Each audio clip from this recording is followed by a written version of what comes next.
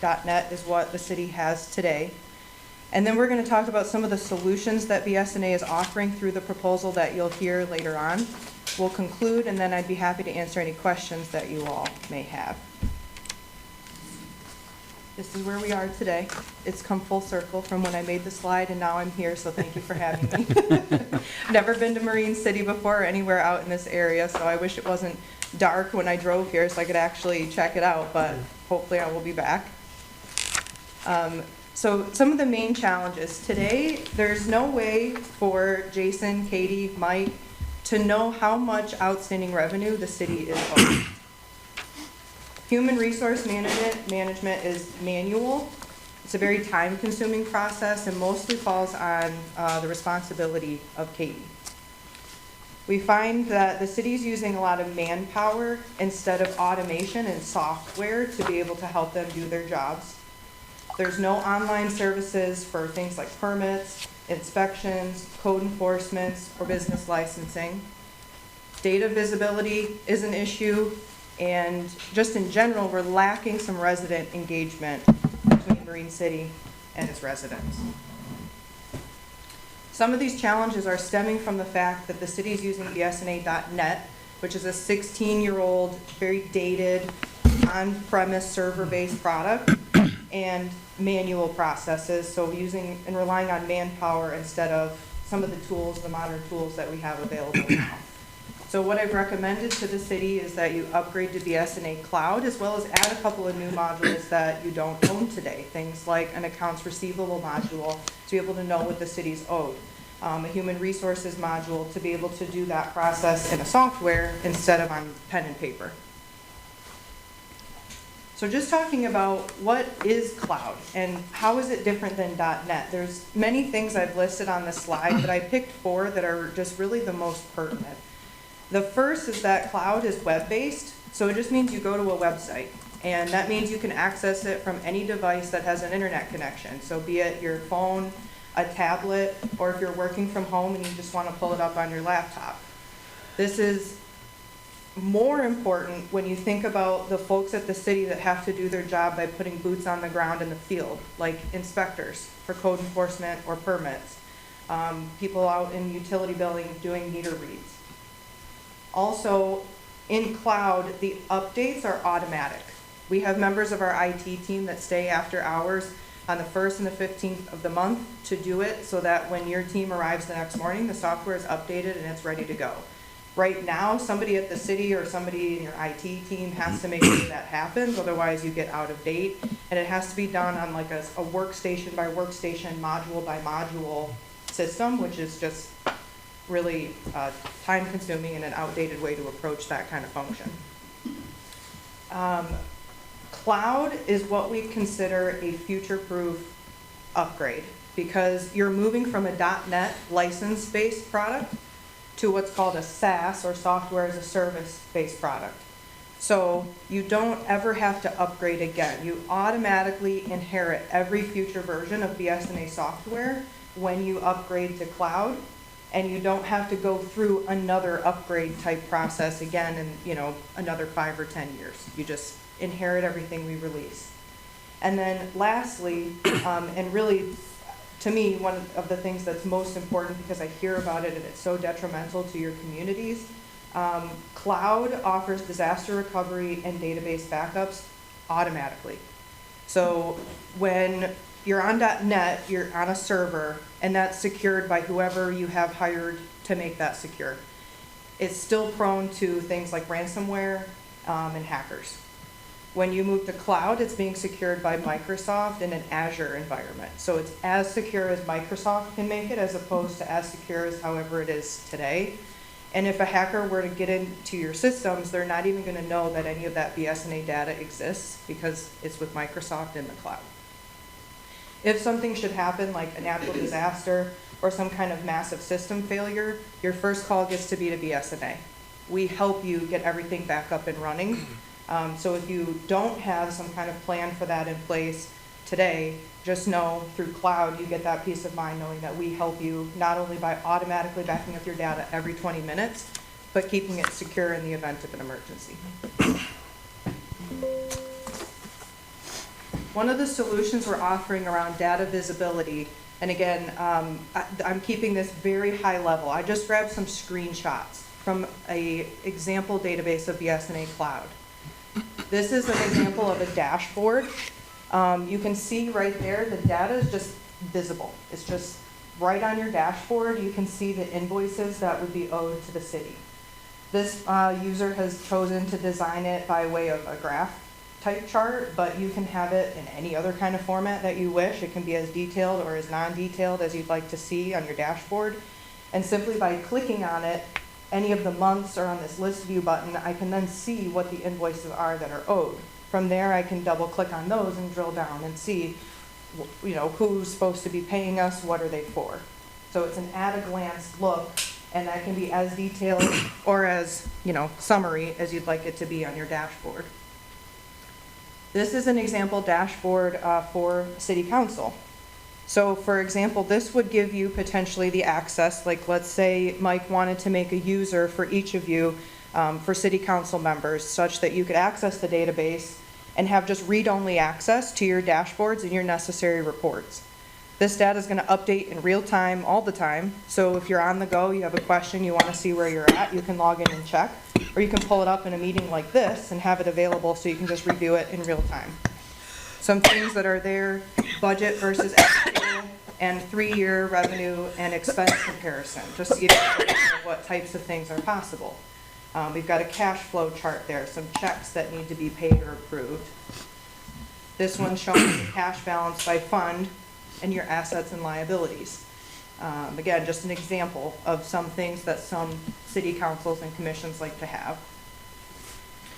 This is a 3-year revenue analysis chart next to a 3-year expenditure comparison chart. And then lastly, the current year expenditure is broken down in a pie graph so you can see not only the percentages of each of those areas, but the amounts as well. Talking about the modern payroll and HR features that are being included in the proposal, we'll also have some dashboards and visual data available on the HR side. So you can see we have accruals, so you can see leave balances, employment turnover analyzation, which may not be something that you have today without a really deep dive into that kind of data manually. We have scheduled evaluations. You can perform all of your reviews in the system. We have job postings, which is available through that HR module, puts it right on your BSA website for the city so you can see what jobs are open and be able to accept applications through the software. We have the employee birthdays for anybody that likes to party. This is just another snapshot of that same dashboard for HR, showing things like your new hires, the FMLA that's been taken, and then personnel expenditures as it relates to HR. So in addition to this visual data, we also have now the electronic distribution of W-2s, electronic job postings, as I mentioned, the ability for employees to submit their own deduction changes for approval. So it just comes into the system, and then Katie or whoever's role it is at the time to take care of that can see it right on their dashboard that it's waiting for an approval. She can just glance, click for it to be approved, and on it goes. And then lastly, timesheets for employees are submitted and then routed for approval with an easy to read status. So there's never a question of who needs to approve it, if it's been approved or not, and it just automatically moves through whatever kind of flow you've set up based on your city process. Workflow automation is a huge benefit of BSNA Cloud. I grabbed some screenshots of ones on the community development side, so specifically talking about permits, code enforcement, business licensing, just to give you an idea of how this can take something that's really mostly manpower based today and send it through the system to automate it. So this is an example. It's hard to read the small text in the actual workflow, but this is when a permit inspection is approved. It's going to then email the results to the contractor or the applicant. So the inspector's in the field, they're on their device, they perform the inspection, they mark that it's approved, there's no violations.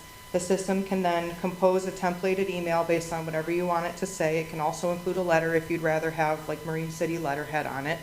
And then it can send it to the contractor, the homeowner, responsible party, applicant, other inspectors, other department heads, whoever you want that message to go to. This one's an example of when you find an enforcement violation. So again, the inspectors in the field, they find the violation. They, with their tablet, can take a picture right there in the field, add it.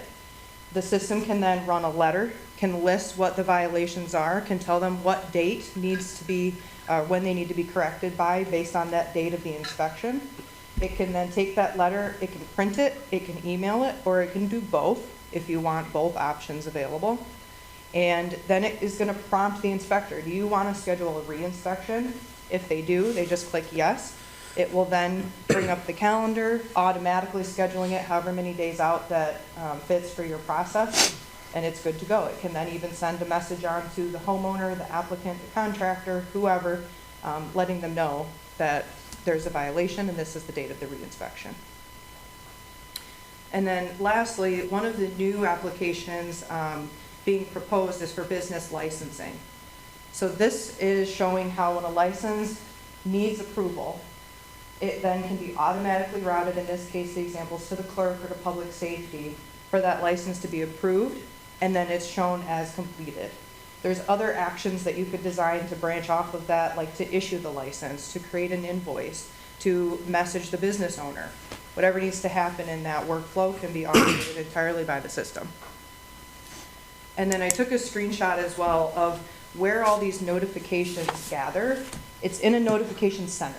Just like we're used to, like if you jump on Facebook or you're checking your email, it's just going to tell you these things are they need approval, they need your attention, these things are expiring. However you've configured the system to alert you, you can just go to your notifications and you know what needs to be done that day. So it takes the guesswork out of it. I have a couple more things to show you here, and these are more so related to how things are going to change for the residents and contractors doing business with the city. So this is online services specifically for contractors and businesses. This is the new design for BSA Online. So this would be included with the cloud upgrade.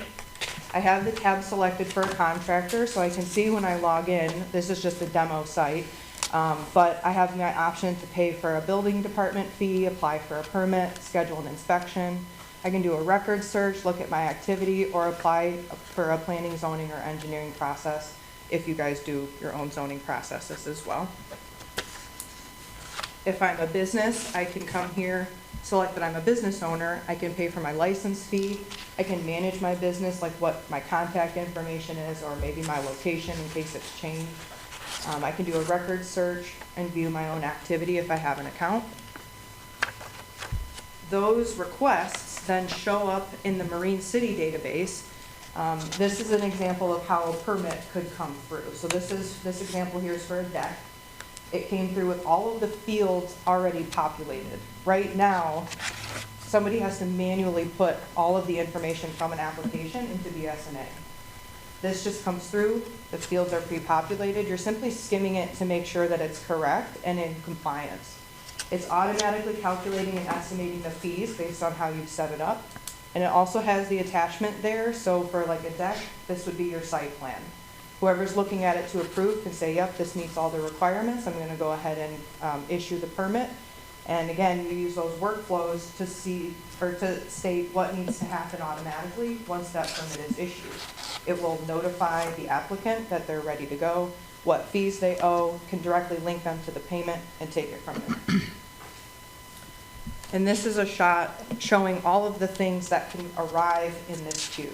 So it's things like inspection requests, license renewal applications, links to businesses, editing the business information, again, like if you were in one location and you moved, or maybe it's changed hands of ownership, permit applications, planning, zoning, engineering, updating any kind of contact for your contractors, or even just yourself as a person in the city. So it's pretty robust with the ways that people can log online and interact and have it populated BSNA. And then lastly, BSA Online, BSA Online and payments for resident engagement. This is the new page that your residents will have access to. where you can see they can select to pay a utility bill, look up their records, pay taxes, pay building department fees, apply for a permit, whatever you want to enable for them to have access to, they can. And then with BSNA payments that integrates with all of these services, you now have a modern portal just like you're used to for your internet service, your phone bill, your electric bill. You have an account, you have saved payment methods, you can enroll in automatic payments right there on the screen. This example is for utility billing, but I'll take you through what that looks like. Once you've made a payment, you can download your receipt right there and have it available. This is your account, so once you're signed in on BSA Online, these are all of your utility bills. If it's yellow, it means it's coming up due in the next 7 days. If it's green, it's not due yet, and if it's red, it's past due. You can click right there to pay now, enroll in auto pay, or even edit your paperless settings. So if you want to enroll in paperless billing, you simply do so. That automatically flows into the utility billing settings on the city side so that they know you're paperless. Here you can view your payment history.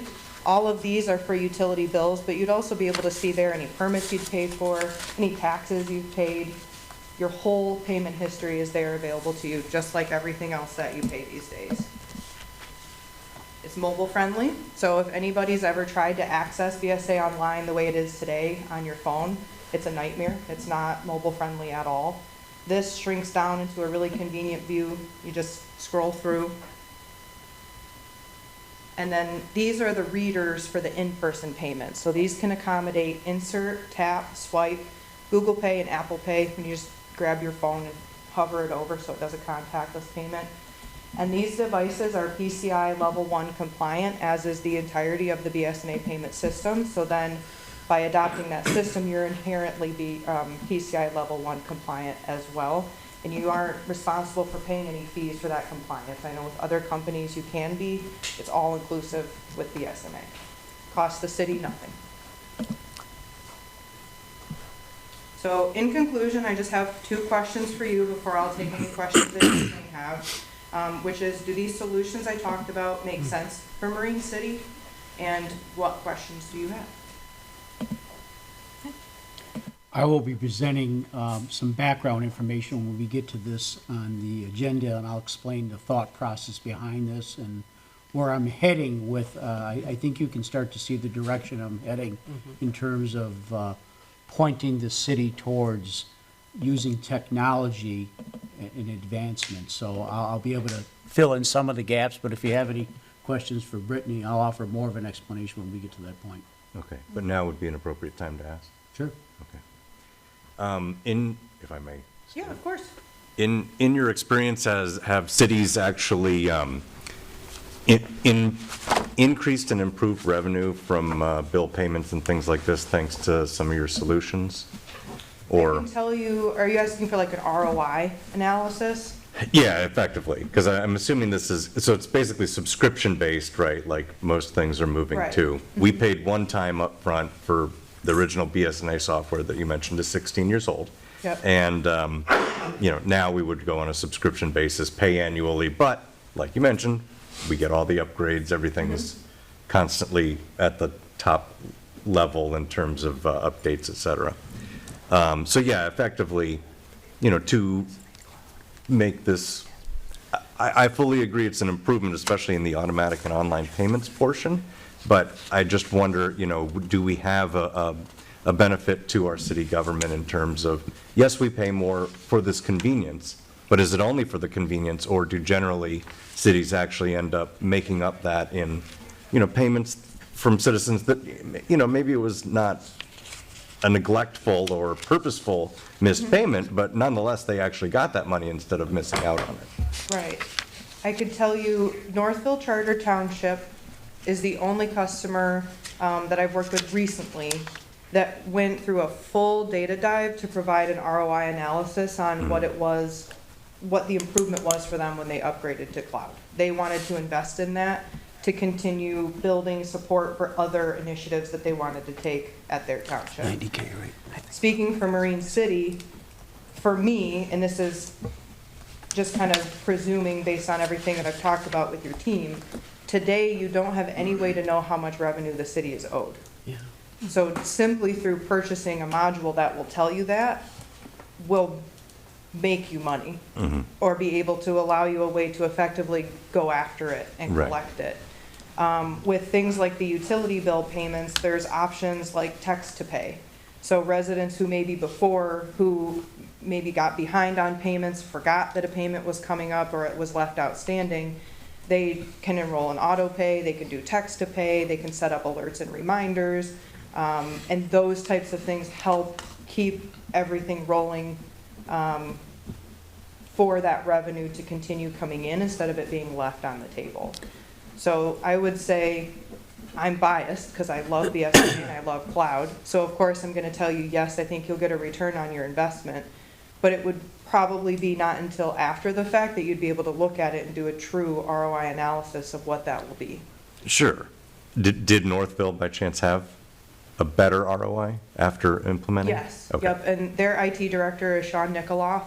He's somebody that really believes in what we do and is passionate about municipal government. I'd be happy to connect you to him and provide that ROI analysis if you're interested.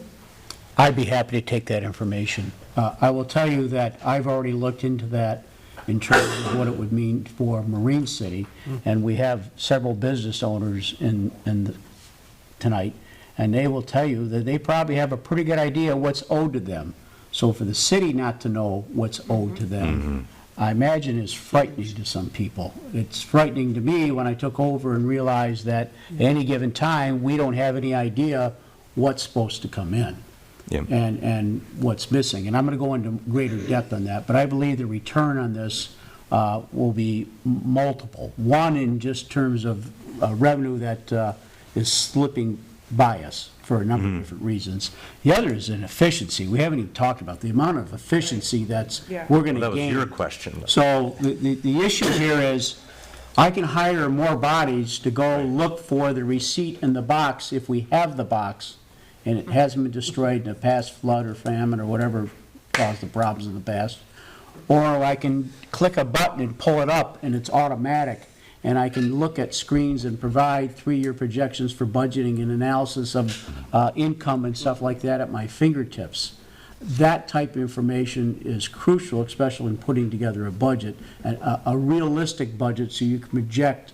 I can do averages and costs, and I can do all kinds of things that literally now I'm using a calculator and trying to find documents, if you will, if they exist anymore, and then are the documents accurate in that. So, I mean, I'll go into a litany of different reasons why, but BSNA has evolved. I'll tell you, it's one of the largest financial backbones across governmental settings in the state of Michigan.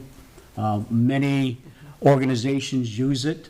I was really surprised we didn't have an accounts receivable module per se, and that's one of the things I wanted to correct. And then we'll talk about some efficiencies and then communication things that we're working on that will help flow through BSNA, through our new website, through a couple other things we've got working here. And you'll see them all joined together. You'll see a push for technology use in a couple of the items tonight, this item here, and then one shortly after New Year, and you'll realize exactly what I'm trying to do to get more efficiency out of less bodies. Very good. One more question. Training, is that offered with the software's impetus? No. I think we're just going to flip you to the upgrade, see how you do. Yeah. We have built-in training. The training's in the quote that's provided. A lot of it in there. There's, yeah, and plus there's what's nice is that there's a helpline that's Okay. automatic. You can call it as many times a day as you want. Yeah, And, also included. I Yeah, just. it's all included. Yep, the training's included. So the way the upgrade process works, and, you know, when Mike shows you the proposal later, you'll see it's actually 2 tracks. The modules you have today are going to be upgraded by our upgrade team. These were folks that have been at BSNA 10, 12, 15 years in support. They really understand the systems and they understand how various the processes are that span from, like, you know, a village of 500 parcels to a marine city. They understand the differences of the processes and can really help take you from your current .NET and upgrade it to cloud. The second track is for the brand new modules that you don't have today, so those aren't gonna be upgraded, they're gonna be brand new. And for those, you're gonna have boots on the ground training with real people in your office helping to get those up and running. Whereas the upgrade is gonna go through a special team, be remote, but that's a much faster process for that part of it. Okay, and, sorry, actual last question. The credit card information from citizens for paying automatic Yes. payments, that's through Microsoft?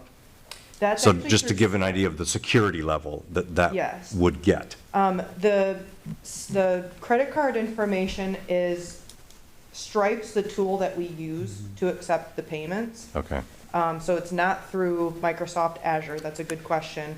Yeah. BSNA is not storing that information in the BSNA database. nor would the city, Correct. right, it's just through that, yeah. Yep. So it's a third-party administrator, but a reputable one. Yes, correct. Thank you.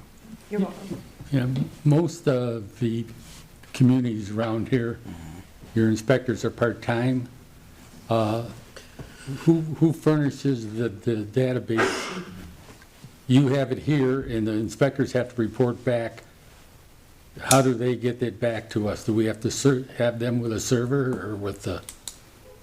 We'll issue tablets to Go ahead. the inspectors, and they'll utilize I won't have to maintain an office per se if we didn't want to. They'll have a tablet that'll do everything that we could do on a computer in the office, and they'll be able to punch that information out right on the scene and provide it to the person there, and it automatically transmits back to the office and in the record. So we're trying to move them, not always having to be in the office, but out in the field taking care of issues. Same thing we can do for fire inspections. We can do it a number of different type of inspections, business inspections, licenses, and things of that nature. BSNA had a program 10 years ago with the tablets, but the bigger communities were the only ones using it. You're thinking of field inspection. That's now obsolete with cloud. The field inspection way, you would take a local version on a tablet into the field, and when you got back into the office, you'd have to sync it. Yeah. But now, you just go online, you log in, and it's a live database. So it's all one database together, there's no synchronization necessary. When they're in the field, they're just going online on their tablet, and it's happening in real time. So as soon as that inspection's occurred, anybody in the office can see it. The tablets have mobile data like a cell phone. Correct, So yep, or they could, link to a hotspot if they prefer to use a laptop or something, whatever they wanna do. I know that they did this about 10 years ago, but the tablets are bigger and you're talking an old system, now you're talking a cloud system, Correct, which is completely different. yep, it is. All right. Okay, well, thank you very much. Thank you, You're Brittany. welcome. Yes, thank you. Thank you for having me. Appreciate it.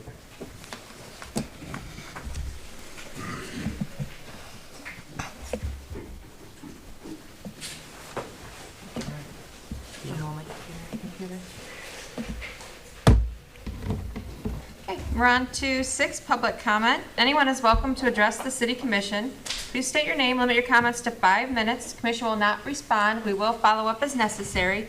Please remember to direct your comments towards the commission and myself as the chair. Is there anybody who'd like to speak? Okay.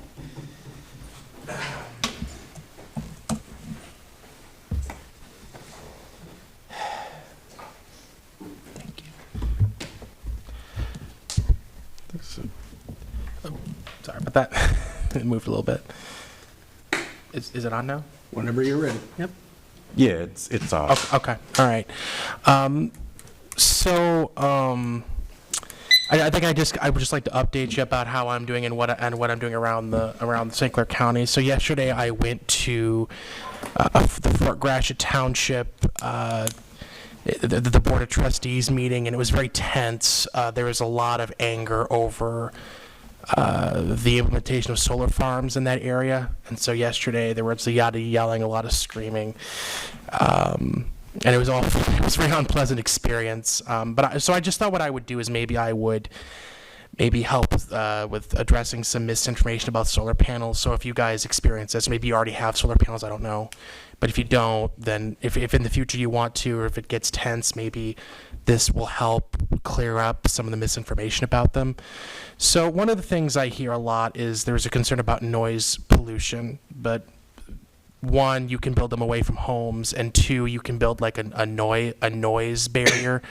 It's like a three-way thing, and because there's big complaints about noise pollution, so if that comes up, you can just build that, and that should help resolve that issue. In terms of water pollution, solar farms, the effect tends to be pretty minimal. Fossil fuels are far more likely to result in water pollution. When it comes to flooding, you can plan around that. You can build trenches. You can build like Arizona crossways where the water can go underneath. When it comes to, because some people are saying that having a solar panel next to a house is going to depreciate the house and the house will lose its value. But from my research, what I find is that it actually helps increase the value of a house, not decrease it. So just these basic things that I just thought I would, and also I appreciate that things here are much more cordial. It's not quite as tense as the Fort Gratiot Township was last time. Just appreciative of the atmosphere here, so I just appreciate that. Just thought maybe if you experience something like this in the future, that hopefully what I said will help at least clear up some confusion if that's a situation. Unless you already installed solar panels, I'm not 100% sure if you have or not, but just thought I would give my 2 cents in. So that's all I want to say. Thanks. Thank you. Thanks. Anybody else like to speak?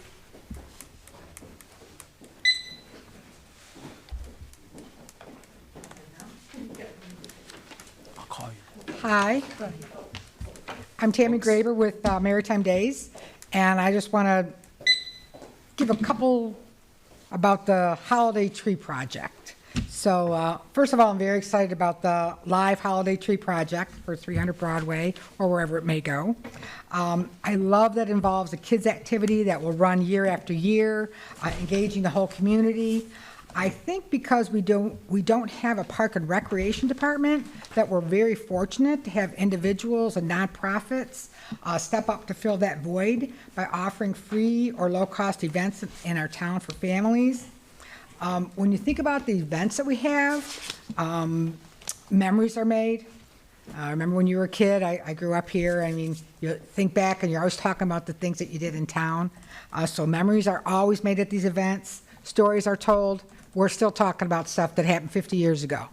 So, you know, you're always, it's just a story. And then it breeds pride in town. People feel good, so they want to do more. They join clubs, our service clubs in town, for the betterment of the community because they want to be involved, because they see good, fun things are happening. So I am 100% behind the project, and I already donated. Thank you. Anybody else like to speak? Anybody else? Okay, moving on to approval of the minutes. Can I have a motion to approve the City Commission meeting minutes of November 7th, 2024? So moved. Support? Any discussion? All in favor? Aye. Opposed? Can I have a motion to approve the City Commission closed session meeting minutes of November 7th, 2024? I make a motion that we approve the closed session meeting minutes of, what was it, November 7th, 2024? Support? All in favor? Aye. Opposed? Carried. Under consent agenda, we have 8A, the MCAFA run report, the departmental monthly activity reports, the special event permit application for Maritime Christmas, Ugly Sweater Plug Craw, and Twinkling Forest. Can I have a motion to approve the consent agenda items A through C as presented? I make a motion that we approve consent agenda items A through C as presented. Support. Okay, roll call, please. Commissioner Bryson? Yes. Commissioner Hendrick? Yes. Commissioner Clausen? Yes. Commissioner O'Brien? Yes. Commissioner Rourke? Yes. Commissioner Ross? Yes. Mayor Vandebosch? Yes. Motion carried. Okay. 9, we have no items removed. 10 for financial business. We have expenditures including payroll of $333,579.63. Can I have a motion to approve expenditures including payroll in that amount of $333,579.63? Make a motion, we approve expenditures, including payroll, for $333,579.63. Support? Any discussion? Roll call, please. Commissioner Hendrick. Yes. Commissioner Clausen. Yes. Commissioner O'Brien. Yes. Commissioner Rourke. Yes. Commissioner Ross. Yes. Mayor Vandenbosch. Yes. Commissioner Bryson. Yes. Motion carried.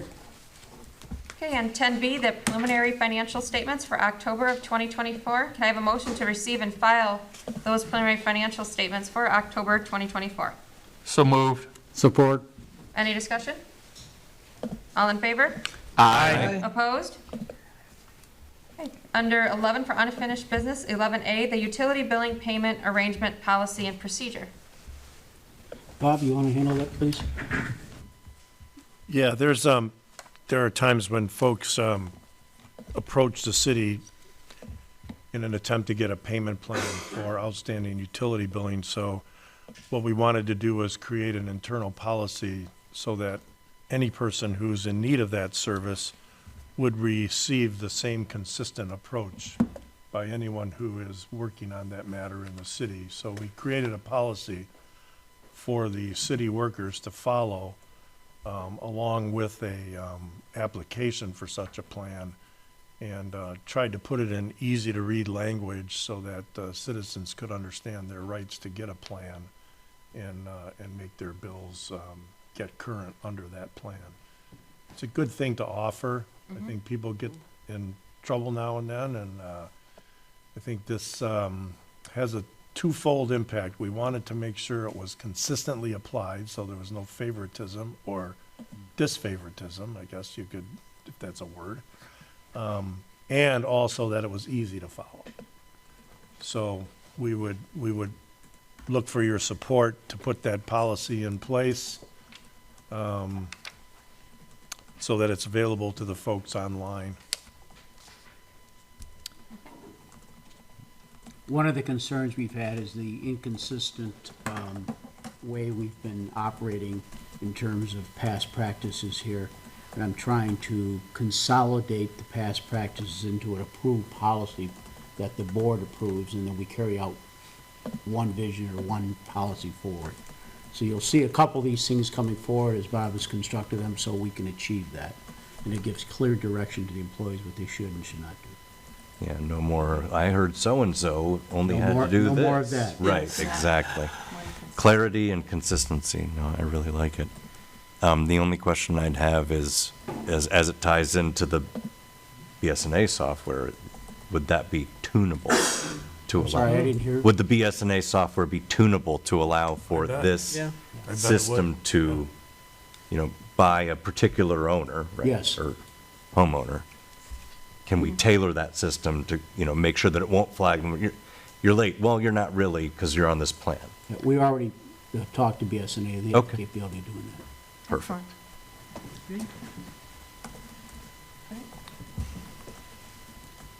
I'll make a motion, we approve the utility billing payment arrangement policy and procedure. Support? Any other discussion? Thanks for putting it together. Hey, roll call, please. Commissioner Clausen. Yes. Commissioner O'Brien. Yes. Commissioner Rourke. Yes. Commissioner Ross. Yes. Mayor Vandenbosch. Yes. Commissioner Bryson. Yes. Commissioner Hendrick. Yes. Motion carried. Okay, 11B, the utility billing leak adjustment policy. Likewise, this is a policy to gain consistency within the office, and this one pertains to folks who believe one of two things: that they've had a leakage internally where the water really hasn't reached the sewer, and we would like to accommodate an adjustment for that. And they have to make a presentation with respect to a showing of repair work, showing that it was an internal loss and not something that made its way to the sewer. Unless, of course, it made its way to the sewer, it still has clean water. The second issue is that, sometimes people believe the meter is wacko, right? And the meters aren't reading right. So we wanted to have a system in place where somebody could come in and say, look, I don't think my meter is reading right. It's a pay-to-play type program, but you get your money back if you're right. And it allows for the meter to be tested, it allows for the meter to be examined and to see if you're correct. And we've worked out a way of going back and averaging what the bill would then be, you know, based on some meter problems and/or some leakage problems. A lot of folks, you know, these leaks can be very noticeable in a water billing cycle. All of a sudden, you're faced with 150% times what your normal water bill is, and then you're able to show the repair bills, and the city should cut some slack on that. So, again, consistent policy for the office to follow, no favoritism, no disfavoritism with respect to who wants to make an application for this. So we did not yet perfect the application for this one because we wanted to see what your reaction was first. And I'm hoping it's positive because we have a draft application for this ready to go. That'll be attached to it, which will just carry out the policy you're approving. I appreciate this. For clarification and to say it, that this is adjustments for what you're calling a qualified leak event. Yes. It's not just like a drippy faucet you have. No.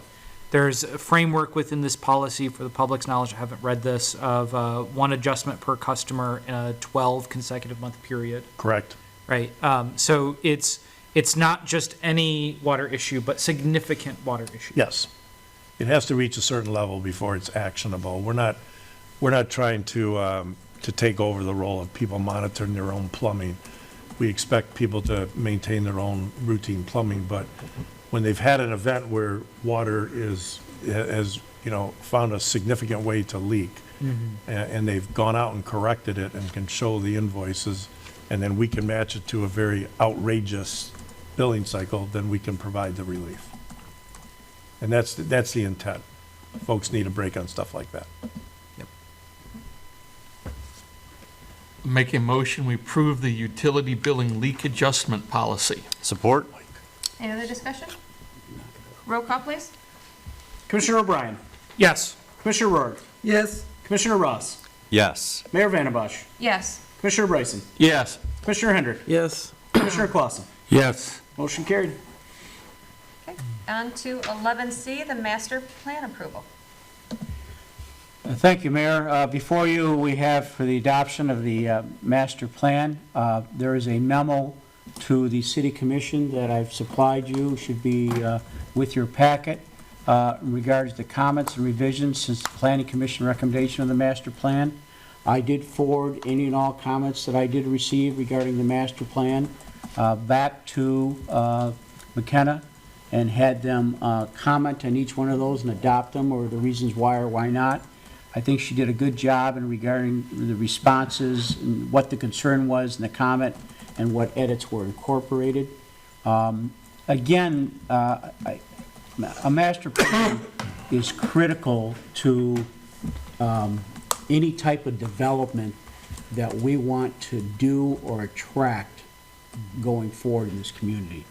And a master plan is not only a snapshot of today, but it's a snapshot of the vision of what you want to see. And sometimes in the master plan, there's things that aren't there today, but you envision that maybe in the future, this could happen or that could happen. I guess the thing that I really want you to remember, like anything we adopt, the policies you just adopted, it can be amended, and it will be amended. It will be changed. We'll bring back things to you that say, we've gone into this direction, and we need this in order to accommodate this. So it's something that's amendable. I think there's a little bit of something for everybody there. Maybe some things people don't like, but the overall is we're presenting a plan that we think places Marine City in the right direction for the future. And it's been vetted, I think, very well. It's been vetted through public opinion. It's been vetted by the board, I think, exceedingly well. We've taken into consideration as much as possible of your concerns, and I'm looking forward to your decision in regards to accepting the master plan as proposed.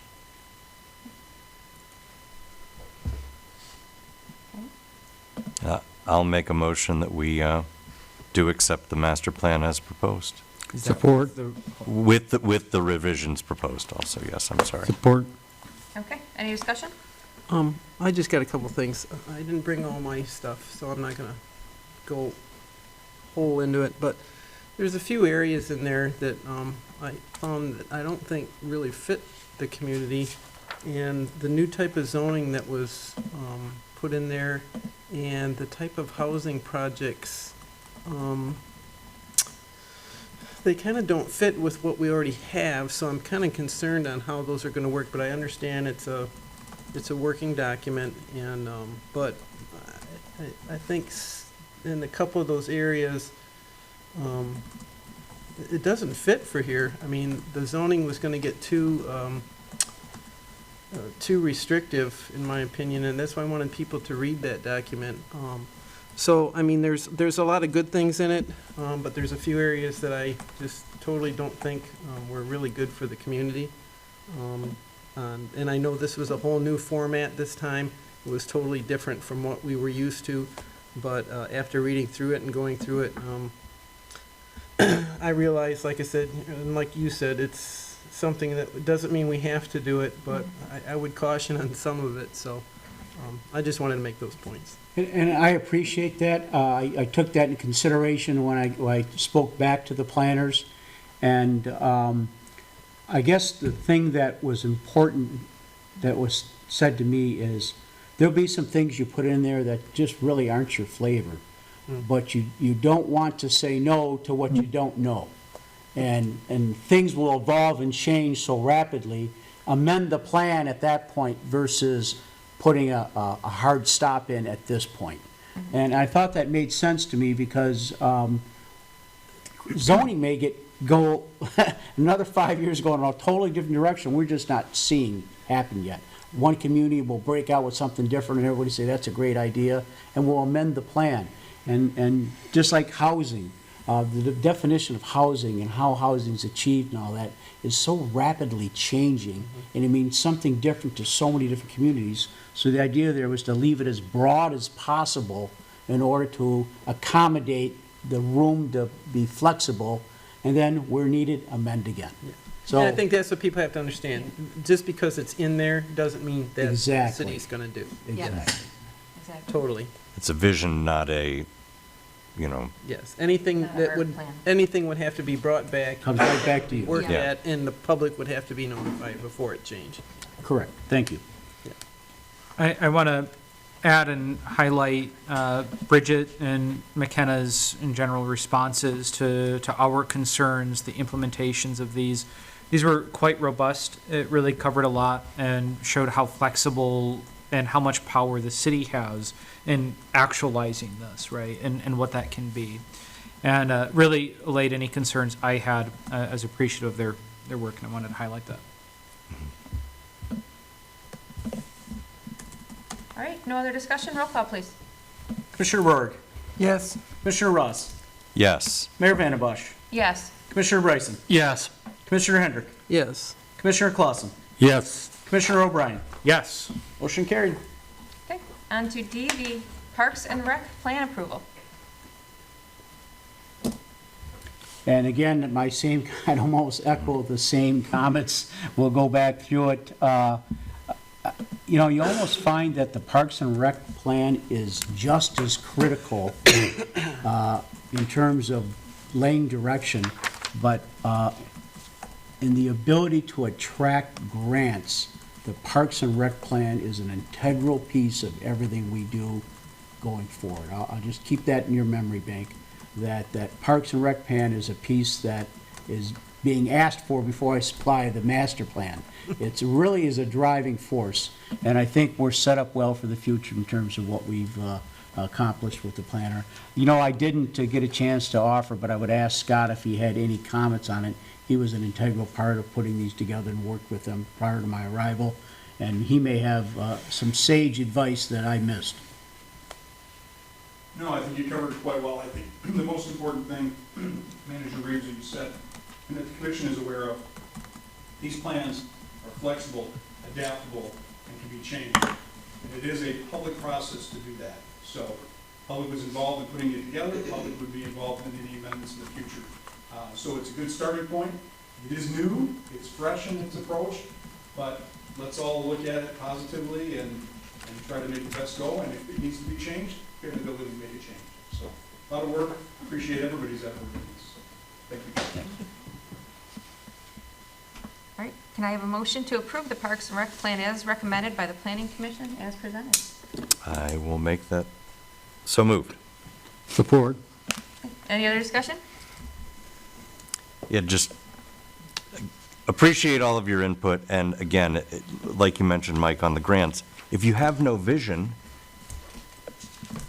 a potential funder has no idea of what you might want to do, but if you have a master plan, they can look over all this stuff and go, now that's something I could get behind, and then, fork over tons of money. So it's, that's the way that these things end up working.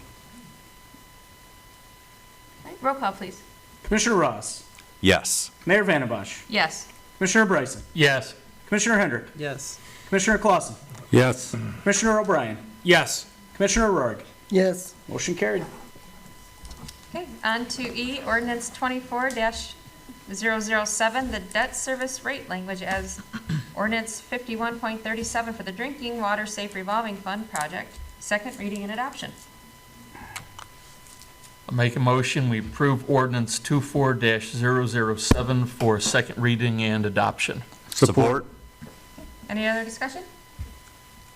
Roll call, please. Commissioner Bryson, Yes. Commissioner Hendrick, Yes. Commissioner Clausen, Yes. Commissioner O'Brien, Yes. Commissioner Rourke, Yes. Commissioner Ross, Yes. Mayor Vandembosch. Yes. Motion carried.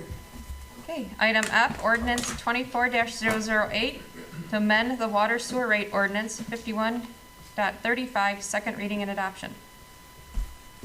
Make a motion, we approve ordinance 24-008 for second reading and adoption. Support. Any discussion? Roll call, please. Commissioner Hendrick, Yes. Commissioner Clausen, Yes. Commissioner O'Brien, Yes. Commissioner Rourke, Yes. Commissioner Ross, Yes. Mayor Vandembosch, Yes. Commissioner Bryson. Yes. Motion carried. Okay, add to item G, city attorney memo on new charter amendment language. No action required on this item. I just wanted to get before you a layout of what the passing of our charter amendments means on things that we need to do, and a couple things that the clerk has to do to, which are already done, to get those finalized with the state of Michigan. So just wanted to lay it out in one document. We agree to do certain policies, certain ordinances. I think the ones we're going to bring to you the quickest are going to be the compensation ordinance and the purchasing ordinance, and then we're going to work our way to the policies. Thanks. All right, thank you.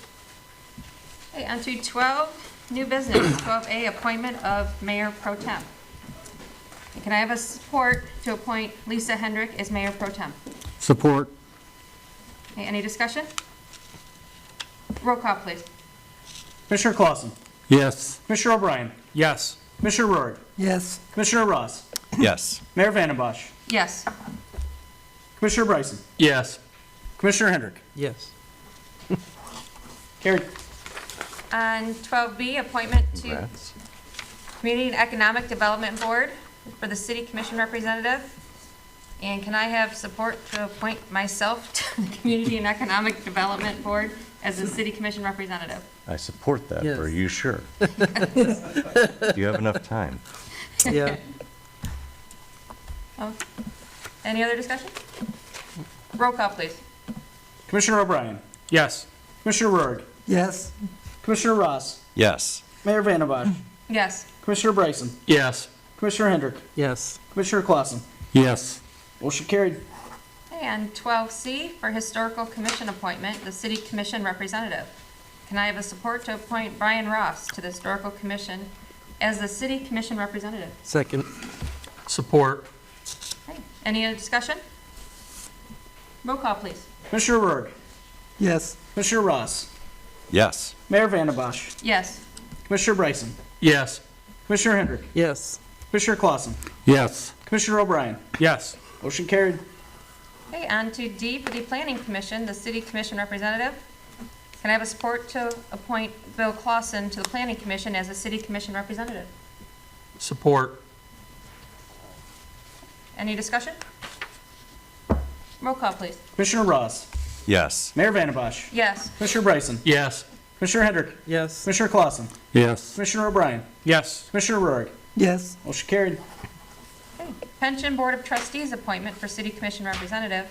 Can I have support to appoint Lisa Hendrick to the Pension Board of Trustees as a city commission representative? Support. Any discussion? Roll call, please. Commissioner Bryson, Yes. Commissioner Hendrick, Yes. Commissioner Clausen, Yes. Commissioner O'Brien, Yes. Commissioner Rourke, Yes. Commissioner Ross, Yes. Mayor Vandembosch. Yes. Motion carried. Okay. The 300 Broadway Advisory Committee appointment for city commission representative. Can I have a support to appoint Brian Ross to the 300 Broadway Advisory Committee as a city commission representative? Support. Okay. Any discussion? Roll call, please. Commissioner Hendrick, Yes. Commissioner Clausen, Yes. Commissioner O'Brien, Yes. Commissioner Rourke, Yes. Commissioner Ross, Yes. Mayor Vandembosch, Yes. Commissioner Bryson. Yes. Motion carried. Okay, on to board vacancies. I want to announce that the board vacancies on the following boards. We have the Historical Commission, we have 3 vacancies. We have the Dangerous Building Board of Appeals, 3 vacancies. Zoning Board of Appeals, we have 2 vacancies. And interested parties must fill out an application and return it to the city clerk by Wednesday, November 27th at 12 noon. On to the 2025 meeting schedule, and turn that over to the city clerk, Bell. Thank you, Madam Mayor. I provided you all with kind of an update from what was in your packet. If you look at what I supplied you with tonight with the red and yellow highlights, merely suggestions from my end for you as a commission to decide and approve the meeting schedule. I think how we did this last year when it was presented, we went through and canceled meetings from the get-go and approved that schedule for the year. So you'll see on this particular schedule here, mainly the city commission, some internal conversations between City Manager Reeves and myself to reschedule the 2 January meetings from the 2nd and the 16th, I believe, to the 9th and the 23rd. Reasons behind that is if you had the 2nd, you're coming back right after the holiday. Your deadline would be Christmas Day to then get the agenda out. With the business we're trying to move on, it would be very hard to cancel that meeting and then go the 19th. You'd be 5 weeks in between meetings. And with January being, you have 5 Thursdays, you'd have that one and then not another one till February. So that's a solution for that there. Same thing with the Dangerous Building Board of Appeals. Those both fall January 1st on the new year, and then July, I believe, on the 4th. No, on the 2nd, I'm sorry, which fall around the holidays. I think those are kind of imperative meetings to have. Sometimes there's no business, but if you were to cancel them, it would make it kind of hard. So just kind of rescheduling those right from the start would be beneficial to that So as well. will that one be done before ours? Because you got them on the same day? Oh, I'm sorry, forget it. No, Never mind, I'm looking at yeah. a different one. It'd be the day, it's a Wednesday, yeah. Yep, yep, you're good. But jumping back to yours, the July 3rd meeting, again, just a suggestion to cancel that one as it's right before the holiday, or the potential to reschedule it, whatever your wishes may be. Same thing with the Community and Economic Development Board. November 26th is the Wednesday before Thanksgiving, and then December 24th is Christmas Eve. Again, you can choose to reschedule them or cancel them. I think it's more beneficial to do it at this point and put this information out, to the public now, instead of doing the notices that they're canceled or rescheduled at the time. And then the last one on there is the 300 Broadway Committee. May 26th is Memorial Day. So again, a cancellation or a reschedule from that standpoint. Okay.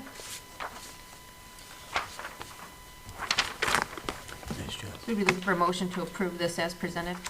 Motion to approve is presented, or if you want any changes, and you can motion to approve with suggested changes, or we can bring it back on the 5th as well.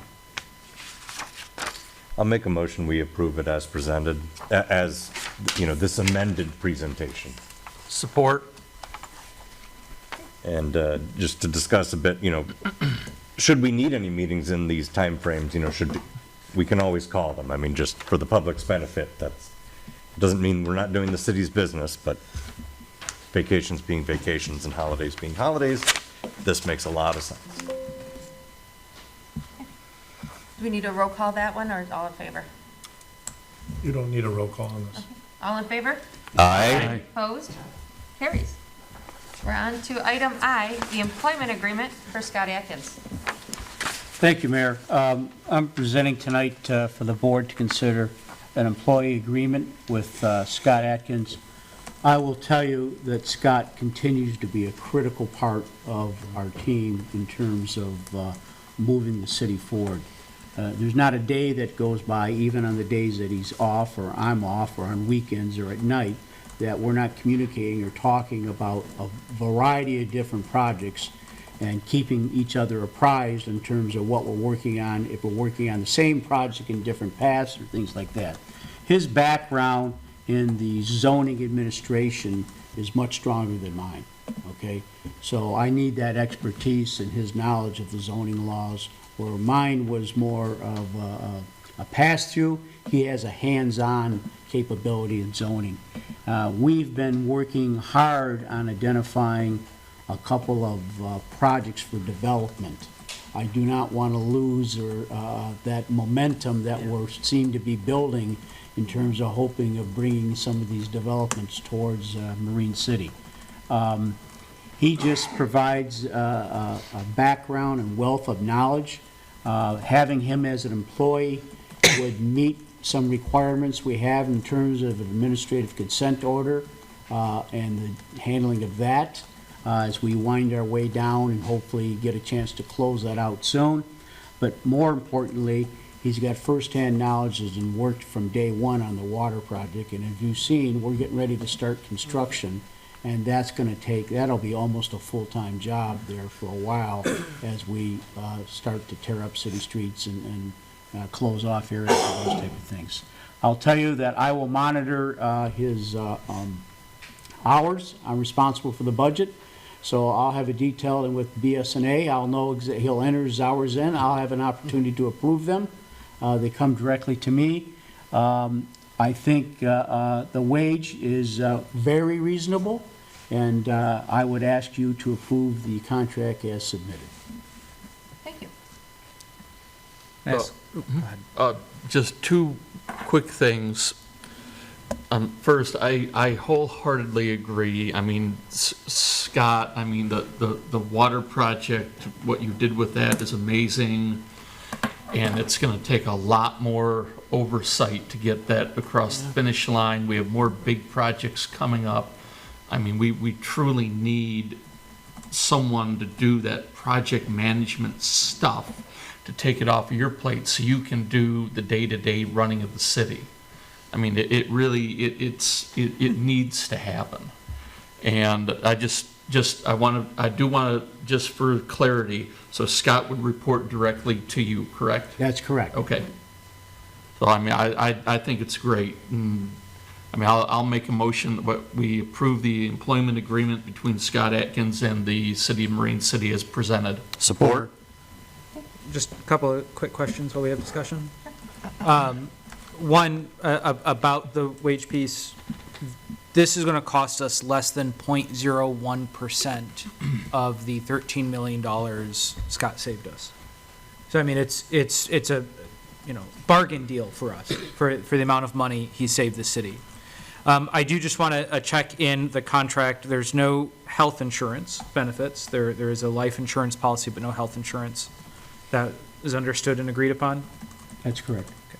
And then there's no employer match as well. Correct. And that's correct. We're happy with all of that. Yep. Okay. Scott was a bear to work Yeah, on, he's a tough negotiator.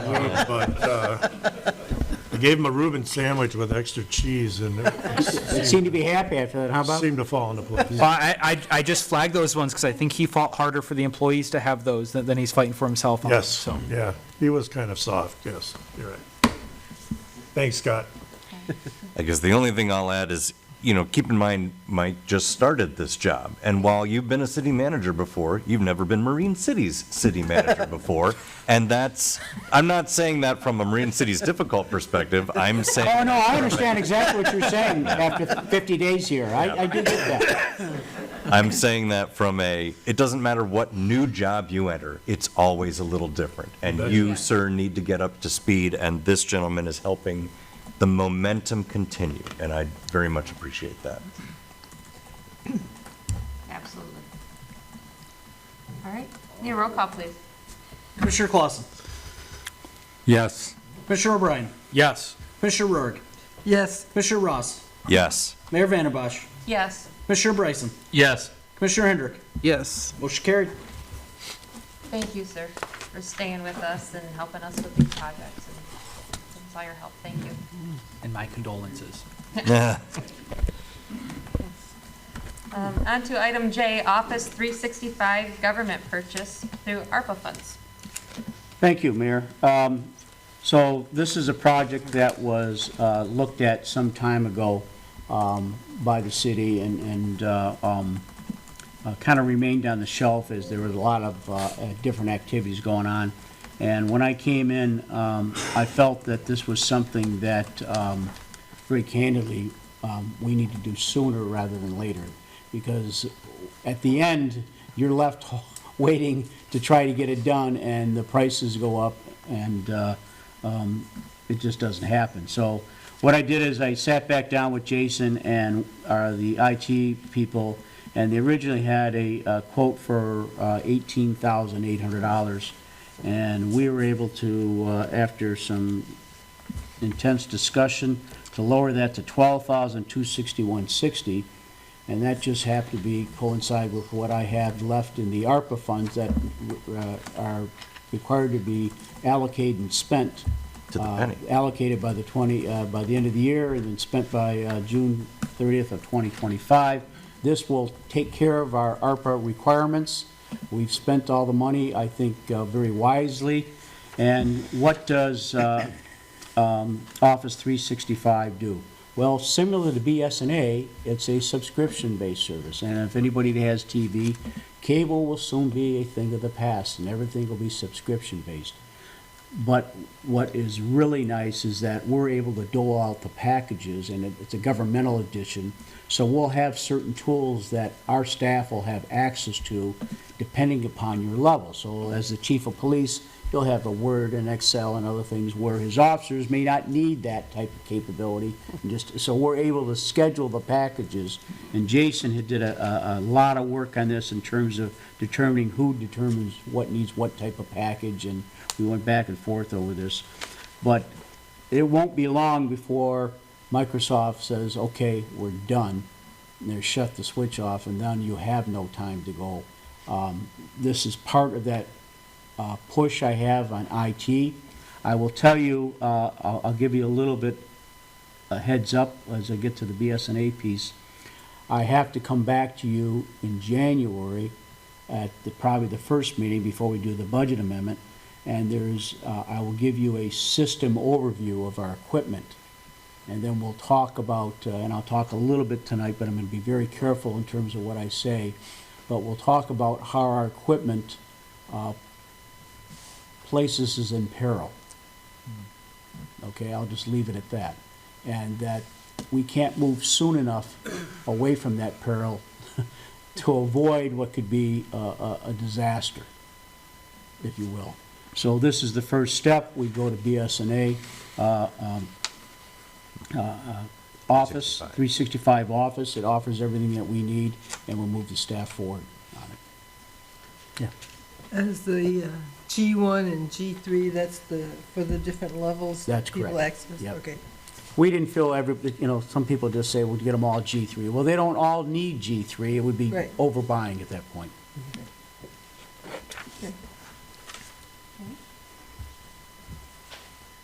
Will these devices get it? We're going to talk about those devices. Okay. You won't be getting the G3, no. But ability to open a Word, maybe? Word document, okay. If I may, Madam Mayor. Absolutely. Just to give a background, so the difference between the G1 and the G3, is the G1 provides you with all internet-based access to the Microsoft platform. Okay. So Outlook, Word, Excel, I don't know if PowerPoint is included, it probably is. The G3 provides for the applications. So the download of those applications, like on our desktops or the chief's desktops. So that's where, and there's a significant cost savings as well between those two Yeah. licenses, as you can see in the. We see it, In the yeah. proposal, yeah. Jason, do you know if that comes with OneDrive as well? I believe it does. I believe so. I mean, there's the tech cloud backup for Office, yeah. I was gonna ask the same thing, because, yeah, sharing. That's for the email. So much easier. Oh, okay, well, if OneDrive is included, sharing and other. I believe it things is, Much, yes. much easier. Yes. You know, you don't need to download it physically on your computer. You Right, have a just share live it. link to, anytime that document gets updated, the next time the person opens it, they see that, you know. Yeah, it's automatically It's- updated. Make a motion, we approve the upgrade and purchase of Microsoft Office 365 for price not to exceed $12,261.60. Support? And that's using ARPA funds. That is out of ARPA funds. Yep. All right, roll call vote, please. Commissioner O'Brien. Yes. Commissioner Rourke. Yes. Commissioner Ross. Yes. Mayor Vandenbosch. Yes. Commissioner Bryson. Yes. Commissioner Hendrick. Yes. Commissioner Clausen. Yes. Motion carried. Okay, on to K, BSNA cloud upgrade in addition of new HR account receivable and business license modules purchase. So, as you heard the presentation, and I listed a number of different items in my description on BSNA Cloud upgrade and addition. This is another tool where the world is moving towards subscription-based, and other communities are already operating in this, and we've checked with those other communities, and it's going well. What I found, and some of my concern is security of our present system. We operate a number of different types of equipment and a number of different servers at different locations. Those are probably most critical to our entire operation, and also subject to fail and subject to attack. And very candidly, we have some pieces of equipment that are so obsolete they can't be upgraded. They can't take software programs. They can't download security measures, and they're costly to run. And we've been on a pattern where we've continued to buy servers instead of stopping that and saying, how do we do this differently? Why don't we move things to the cloud and maybe buy one server and partition it off for what we may have to keep internally, and get rid of 3 or 4 servers, and then have and one of the things she brought up was the ability to come back from a catastrophic event. As an example, today I went looking for documents, trying to find some old documents. You look through some boxes, and then you look through what's left of the flood damaged documents, and then you guess at which file cabinet it might be in, and then you don't know what location it's in. All that stuff needs to be managed and at a fingerprint, because we spend literally hours trying to find a receipt from something from a year ago in order to put something together. And my finance director's back in the back room going through file boxes to find one receipt and it burns up hours worth of time. I want to be able to project what type of money we coming in, what's owed to us, what are we spending, what's our burn rate, what are we burning more in what season. Then I want to be able to do projections for 3- and 5-year budgets and give you pro forma budgets so we have an idea. And then we can project out for capital budgeting. I can't do that utilizing the system we currently use. It's archaic. And I'm going to push you, pull you, prod you to utilize technology to help communicate not only the staff but with the citizens. If I don't have to hire a body and pay 42% for fringes, I can get it through technology and pay it once and it automatically upgrade. It makes sense because I can't control the fringe benefit cost and you can't the employee cost after a while.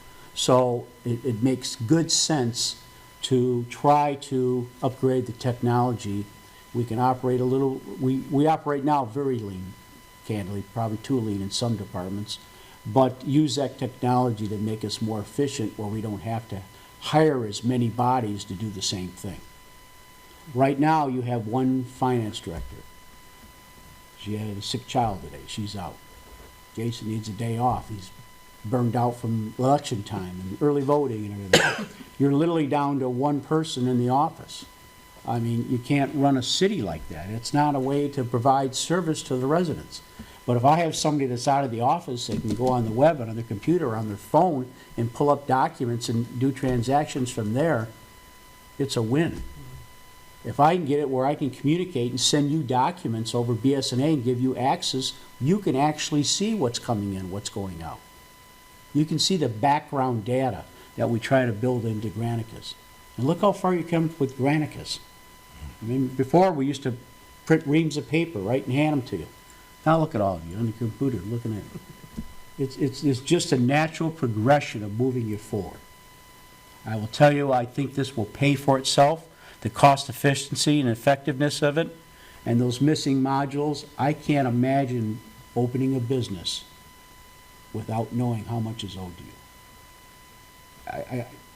I thought actually they were playing a joke on me, to be candid with you, when they told me that. I thought they were joking. They were just wanting me to kind of find it. And then I realized they weren't joking. So that alone just made me shudder and say, we have to change this. We have to change how we do business. Are you saying they asked you how much was owed to the city? I know, I asked, what's outstanding? Can you tell me right now what's outstanding, what's owed to the city, and who's our biggest debtor? Who owes us money? Who's on the past 90 days? We don't know. That's concerning. If I'm going to be responsible ultimately for the finances of the city, and I am, I've got to have the tools able to project and know what's supposed to come in. And very candidly, it's unfair to the citizens to maybe have people that aren't paying their bills and they pay their bills, the other ones don't, and we're not aware of it. And I'm not blaming you, it's just a matter of that's how business has always been done. In the old days, that was fine. We ledgered stuff, we took minutes in a book, right? That's how it was done, but we're really running a business here. We're providing services. So, each of you are in your business world, I know those expectations that you have should match what the citizens have. And I'm all about changing the way we communicate with the citizens. The less they have to come to the city hall, very candidly, and they can do it from their home, their business, their phone. They can transact, they can pull a permit. This licensing, how many business licenses do we issue a year? Well, total right now, 197. And on average, I'd say we probably issue new 10 to 12. And how Every long does year. it take you to do that in the process? It just took us 2 days to get renewal notices out and ready. We can do a button. Out they go. They can pay for it. Comes back in. We hit a button. It's approved. Done. I mean, this is what we should be doing. People should be able to apply. You want a permit for your house. You don't have to come in. If you can't schedule with the building inspector, send it right in. He can view it out in the field. Approve it right then and there. Send it back. It's just efficiency, if you will. I'd be happy to answer any questions that you have, but I think, to be honest with you, it's more expensive to not do this than it is to do it. Yes. I agree with all that. I'm wondering about backup and things for, what if we can't access the cloud for some reason? Are we Well- going to have a, Right. that's happened? Yes, there are systems in place that will replicate itself so that we can, sometimes that breaks, but there are systems in place where we can replicate that. That's one of the things like with disaster control. If something were to happen, they take a snapshot every 20 minutes, okay? And then all you'd have to recreate was the last 20 minutes. You'd have everything there. Whereas now, we have a fire in the building, a flood, or a server failure, we're sunk. I mean, literally, there's no the old days, you'd make tapes and store the tapes, remember? Then where you put the tapes would be. So the cloud's the way to go. The cloud's the way to storage, and they have backups of the backups In different locations? in different locations. Okay, all right. I'll make a motion that we approve the May I BSNA. offer one more thing? I apologize. I Well, I we can wrote get it down into here. discussion after Yeah. the Okay. motion, but, okay. The BSNA software, cloud software as presented for a total of $84,675 based on the 5-payment schedule given in this presentation. That's, hold on. That's what I wanted to correct. Oh, Sorry. So what I'm going to ask you for, instead of following the bid, because we sharpened our pencils even more, oh, good. is to give us the ability to not exceed $90,000, because I'm already have arranged through BSNA to stretch this into 2 different fiscal years for payment purposes. When I talk to them and how it lays out, I'm able to get the last 2 into a different fiscal year, so I was budgeting process. And also, I think I'm able to duplicate some of the training stuff, so I can cut down the days and times. So I'm confident it'll even be under the one they quoted, but I wanted it not to exceed. One of the questions I have is, could we have some current equipment, card readers and such? Do I have to buy their product or our stuff used? That would change the price as well. So I put it at 90, not to exceed 90K. I'll look at like a rock star if it comes in less than 85K, and it'll still be less than what it would have been. Is that Okay. fair? Yes. And they said I'm that sorry they to will interrupt. supply the training? Pardon me? They will supply the training They'll supply all the. here or at their company up? They come here, they actually do the implementation here, they have to spend a lot of time here. This will take 6, 7 months. And the training and travel cost is broken down. All It's inside. included quite thoroughly. The type, for, anyone who's wondering here, this is very thorough on making sure every city employee knows what they're doing, has access to it. There's a training period that follows, there's an access period of helpline and everything that follows. Correct. Yeah, all that was laid out here. Before we make the motion, can I ask a question, if that's all right? Since we're still discussing. On one of these pages, Mike, it lays out that there's no conversion or database setup to be performed for accounts payable in human resources. That's on page 3 of 7. Right. This seemed to be really thorough in taking all of our material, and you're talking about a larger vision of moving towards this online. Are these 2 systems or databases that we're leaving separate for a specific reason? Are they on a different platform? No, they're on the same platform. We don't have anything to put into HR because we've been doing it with a pencil and adding it under a different area of BSNA where it doesn't belong. So there's It's the no manual. conversion from technology, that's Right, what, thank you. right. But So we'll have to, Yep, when we get the new Right. module, we'll be able to populate now and transfer over some of that stuff ourselves. Same thing with AR, we don't have anything to, so we'll have to build some database stuff to put in there. And correction for your point, Commissioner O'Brien, that should be accounts receivable, Receivable. not payable. okay. So that was a mistake on their end for those 2. There's no Okay, dash. and I actually wrote that down Yes. earlier in the presentation because she had mentioned, or we had mentioned accounts receivable during that discussion. She mentioned payable? We currently. Does the motion still include a payment program? Well, it was never supported, so I think it fails, but I'd be happy to revise it. Thank you. I'll make a motion that we accept the city manager's recommendation of approving a not-to-exceed amount for BSNA cloud software to be paid over 2 fiscal years as recommended by the city manager. Right. Thank you, Brian. Support? Hey, roll call, please.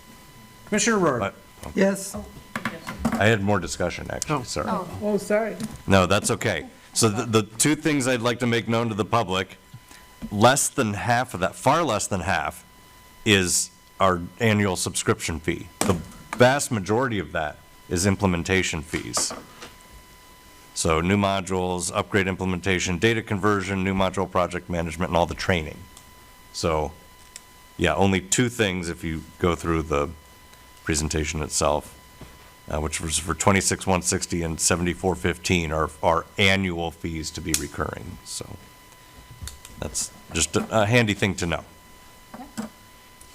It won't cost us 90 grand a year. You know, No. this is important for the citizens to understand. That's all I had. Okay. Good. All right, roll call. Commissioner Rourke, Yes. Commissioner Ross, Yes. Mayor Vandenbosch, Yes. Commissioner Bryson, Yes. Commissioner Hendrick, Yes. Commissioner Clausen, Yes. Commissioner O'Brien. Yes. Motion carried. Thank you. Okay. On to L, ordinance 24-009, the Historic District Commission ordinance, first reading. Scott, can I have you come up and start the discussion on that, please?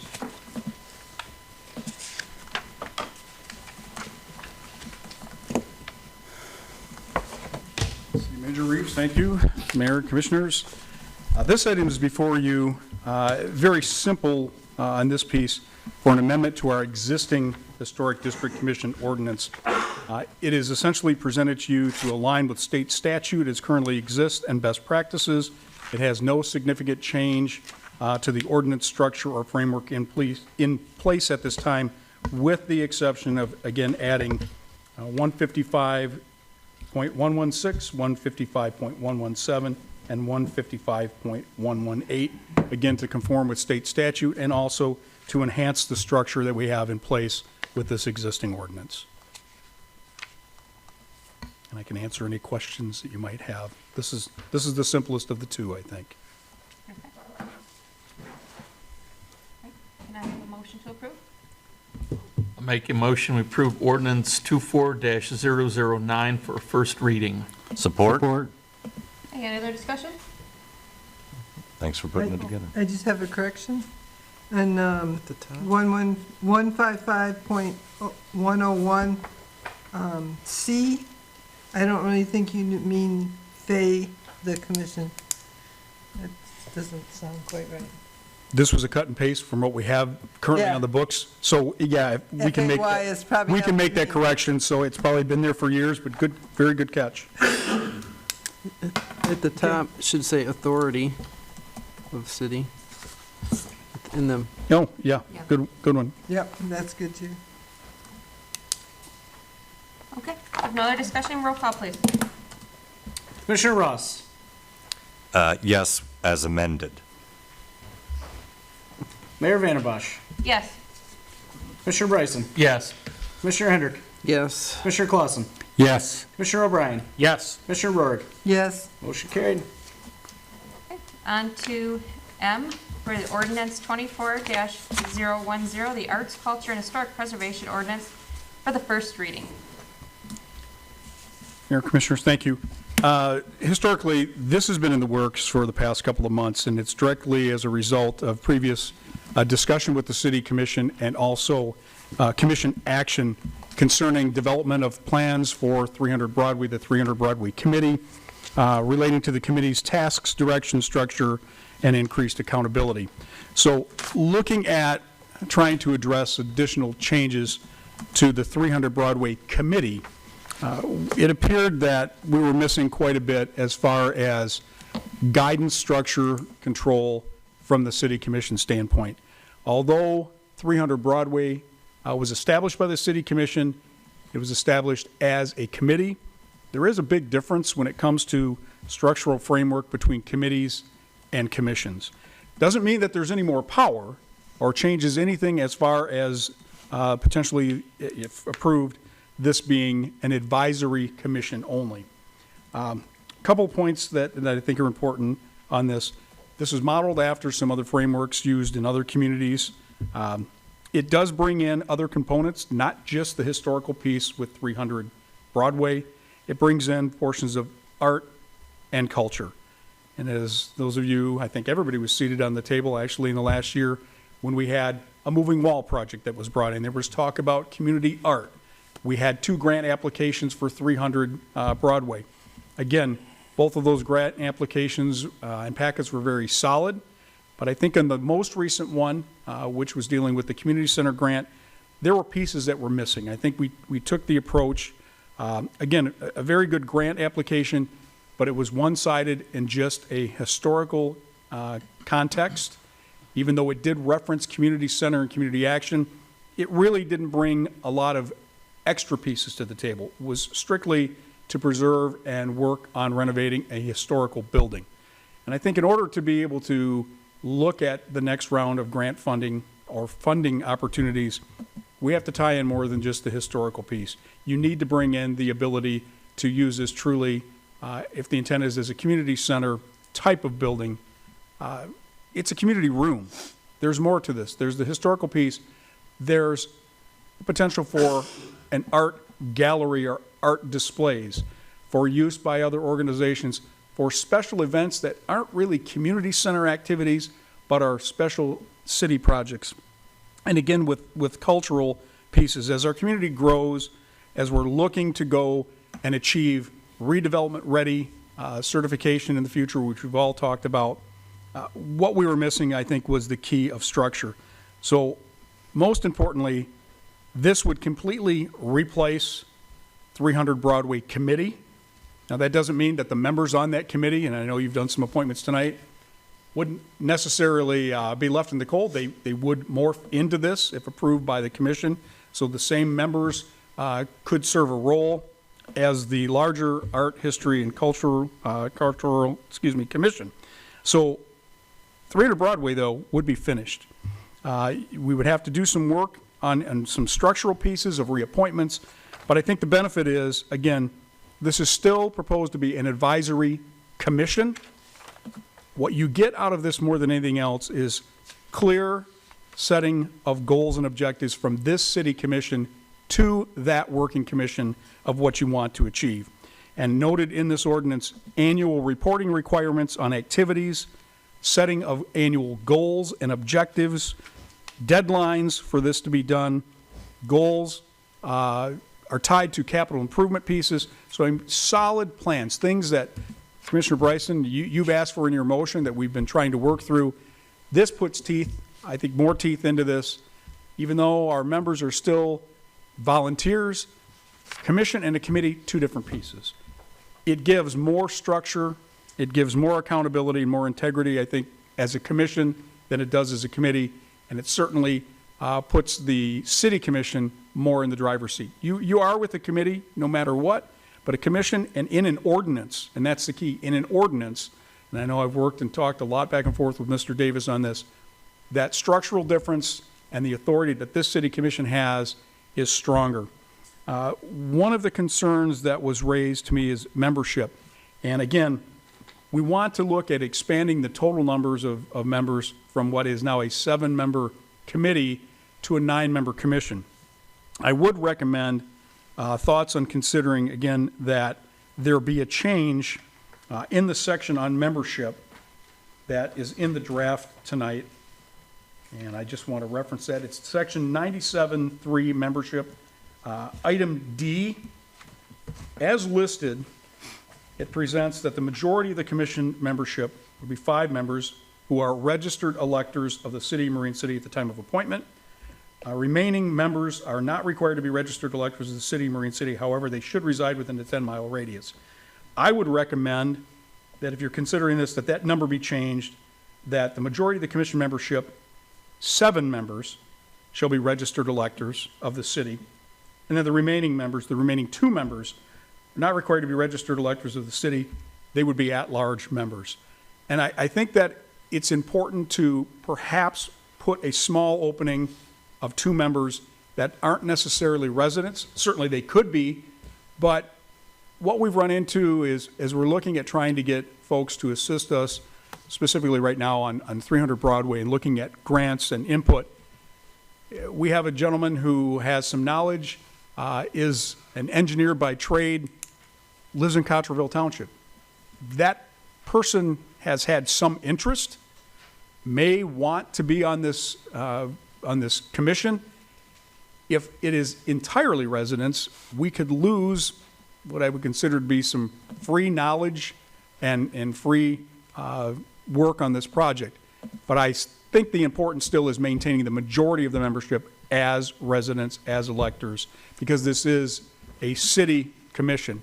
So I just recommend that to you, that perhaps we would benefit by having 2 at-large positions that may take on outside residents, again, if they have a background in arts or culture or history or architecture or engineering. Maybe not so much legal, Mr. Davis, we'll protect you on that. So that's one recommendation that I have. Sorry, getting late, I've been here a long time today. But I do think that the way to go is to expand this to achieve the goals for future redevelopment ready certification, to enhance our opportunities at trying to get funding, whether it be from grants or other foundation support, into this. And the real difference is, I think commission says, the city commission understands, acknowledges, controls, and oversees this, and these are the missions and goals that we as a city commission want this commission to achieve. And I'm not knocking the current setup with a committee, but it is not as structured. And if you've read through this, you can see it's very well structured as far as reporting that needs to be done. But nothing, again, happens standalone with this commission, just as 300 Broadway, without the city commission having that final approval. They do not have any more advanced authority than pretty much what we have in place. They have, I think, more integrity, more structure, and more oversight. Glad to answer questions. All right, I was going to bring up that item D, and I can compromise on the 7 to 2. It's more agreeable. But this doesn't replace the Historical Commission? Now, the Historical Commission is still in place and has to be in place because we have an established historic district by statute, which again, the district is one parcel, one building, but because we do have them in place as a district, that has to remain. This group could certainly supplement on the legwork, and we'll have a liaison as presented from that historic district commission as a member. Okay. So just for clarity on that item D, so for the 2 at-large members, would we be striking that requirement for them to reside within the 10-mile radius that's currently in there now? You know, that is totally up to the commission if you feel it's necessary. I took that language directly from a similar ordinance in Superior Township in Washtenaw County, and I think that they put that in as a reasonable approach. Certainly you could make it any radius or no radius at all, if you choose. I mean, me, if you're really looking for that outside talent, someone in the arts, someone in architecture, et cetera, you're kind of tying your hands a little bit with that requirement for them to reside within 10 miles. So I'd just assume strike that piece, especially if we're increasing the number of residents from 5 to 7. Makes sense, and like I said, I kind of took a cut and paste of some similar language, so. So we'll just change it to, they do not have to reside within the city. Yep. Just eliminate perhaps the whole structure of the sentence, however, they should reside within a 10-mile radius of the city. Just take that right out. Yep. Okay. So I would like to explore this concept a little bit further of the number change from 5 in the city, 4 out, to 7 in the city, 2 potentially out. If there's not wiggle room in there to maybe go 6 in the city, 3 out. Like we're already at a majority 5-4 the way it's written. I understand there's a worry of losing control of this to outside entities. There's a lot of outside entities very interested and rely on Marine City for culture, arts, and history, right? Surrounding townships that don't have these structures. And 2 people might make that a really narrow if you're trying to get someone who is an expert in art, someone who's an expert in architecture, someone who's an expert in history, or whatever other thing comes along that they're now involved in and is functioning here. I would ask that we consider doing a 6-3 split rather than a 7-2 split. If the 5-4 is uncomfortable, I can understand that. Yeah, I just amended that to have 7-2, and my only thought was, again, when you're looking, sometimes we struggle to have a quorum, and I didn't then want us to be in a position going, okay, well, we have a quorum, but that quorum is actually 4, non-residents and 1 resident. So I thought the 7-2, 6-3 is pretty close as well. And I totally understand it. It's sensible. I would just ask if, my fellow commissioners, if you'd find 6-3 amenable in the situation. Personally speaking, I'd rather keep it 5-4, and just as Jake mentioned, there's a lot of expertise outside of the city that both, as Commissioner O'Brien mentioned, utilize the city for their arts and culture, and, as Commissioner Bryson mentioned, have expertise outside of the city and could also give us both a fresh approach, fresh ideas, and, the expertise. I guess I'm okay with 6-3 personally, but, if we're working to gain consensus here. However, I just asked the commission to consider, sometimes these people, these experts in these fields are not necessarily within the city, and cities with vibrant arts and culture communities that have volunteers who are just so passionate about arts and culture, who are willing to make the trip and give their expertise to other areas. Why wouldn't we want to take advantage of such a thing? So that's the only gripe I guess I'd have about doing the 7-2 and in support of either a 6-3 or a 5-4. I have an ink pen and we'll do whatever you all right. recommend. I could live with a 6-3 also, but one of the things is even if they aren't on the board, that doesn't mean that if they don't live here that they can't come and contribute. It's true. So it doesn't matter that whether they're on the board or not. If they feel that they can contribute, they still can come to any of the meetings and wholeheartedly work with the board on any topic. I will say my only hesitation on that is the way Open Meetings Acts work, and this is all under the Michigan procedures and policies, is most of the members that are in our gallery are silent throughout the meetings. They have public comment and occasional other rare opportunities to chime in. And if we were talking about like an entirely Marine City resident board, the outside contributors would have very little formal opportunity to interject and participate.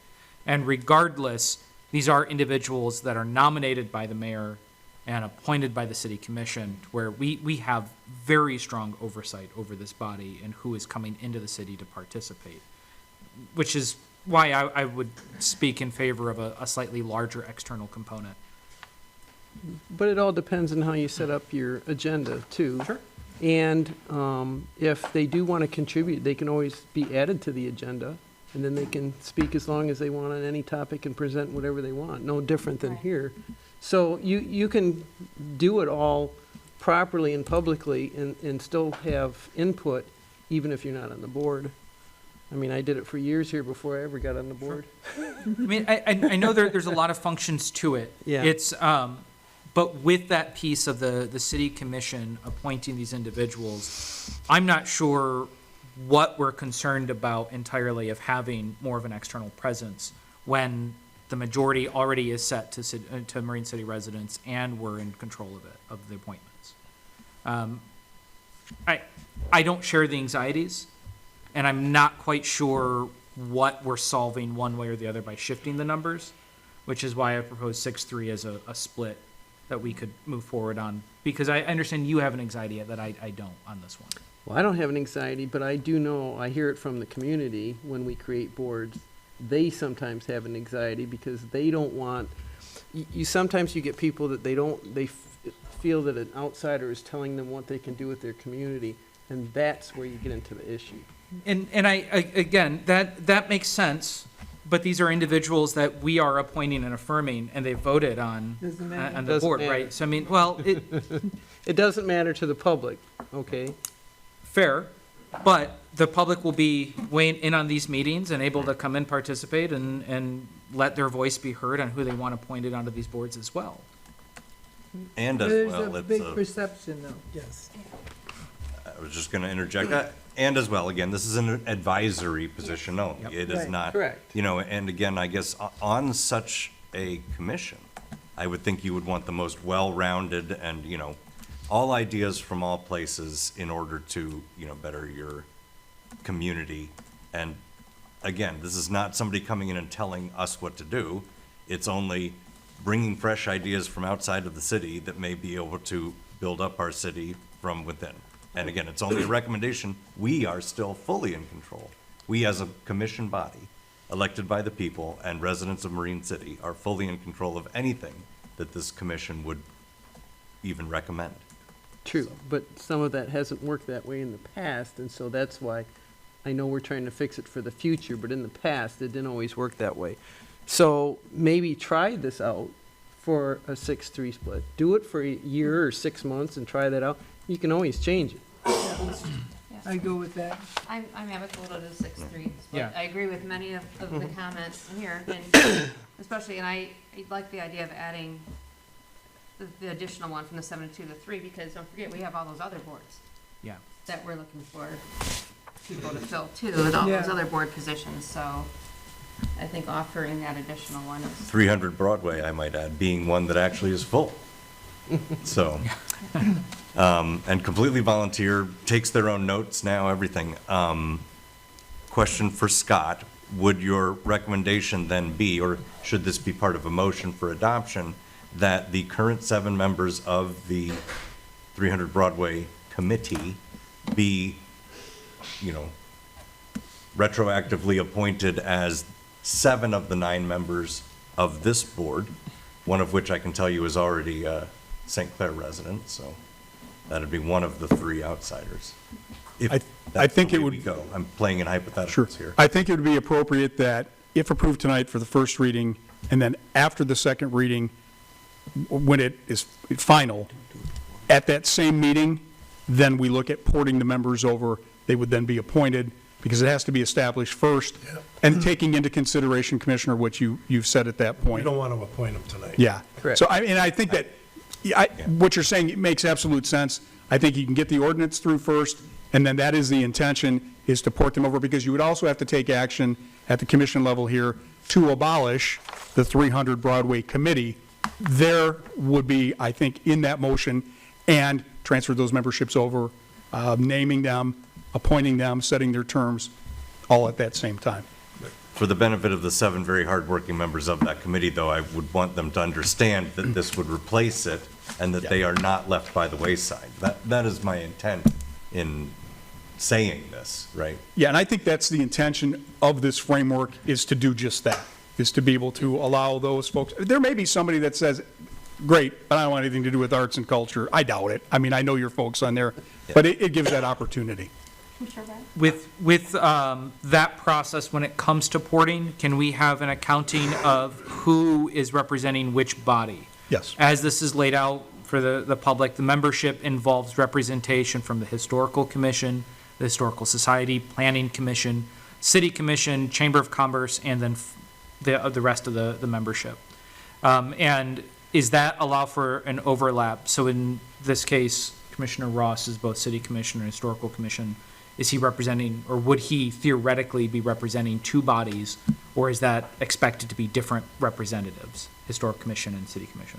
I would defer to Mr. Davis on this. I mean, the way it's written, it says where they are coming from and representing. It doesn't say that you can't have dual representation, but, yeah, we would probably have to I think we'd have to put him into one category. He's a lot of things, but he's not. Yep, I just want some, so when we get the porting over moment, if we can have some accounting of who is to which body for housekeeping purposes. And I think the beauty of the way 300 Broadway Committee is set up now, we pretty much have that in place, that this is the representation from Historical Society and the commission. So I think that'll be easy to be able to morph that over into this.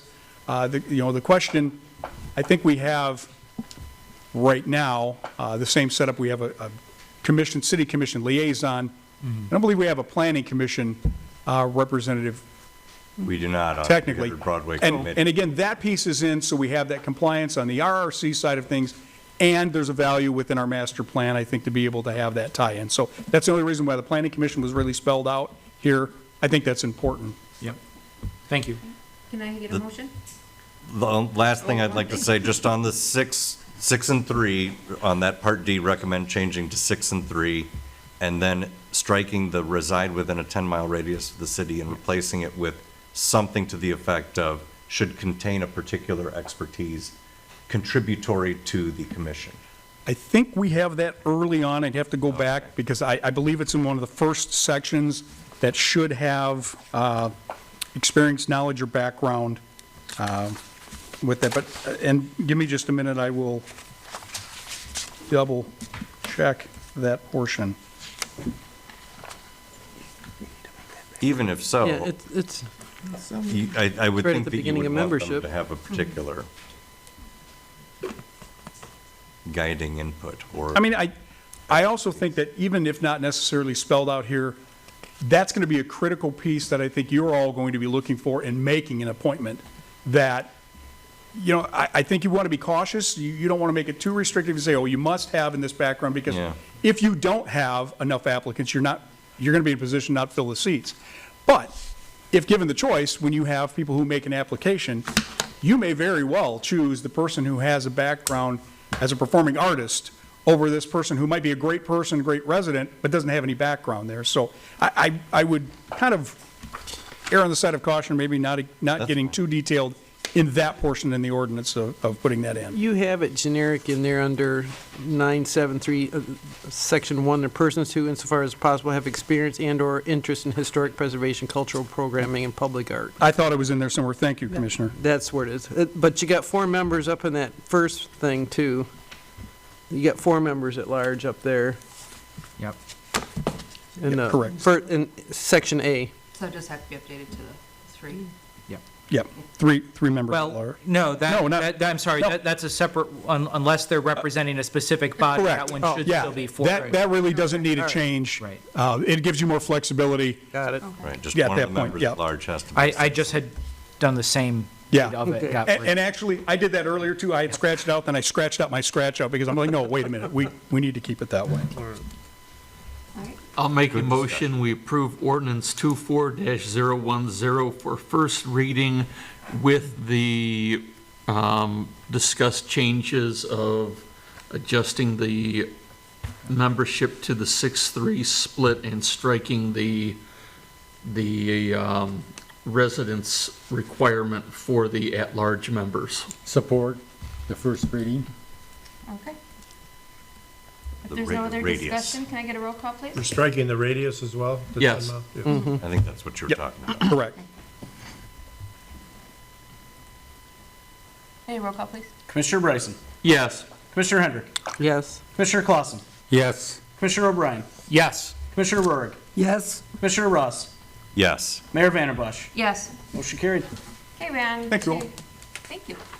On to N for the city welcome sign approval.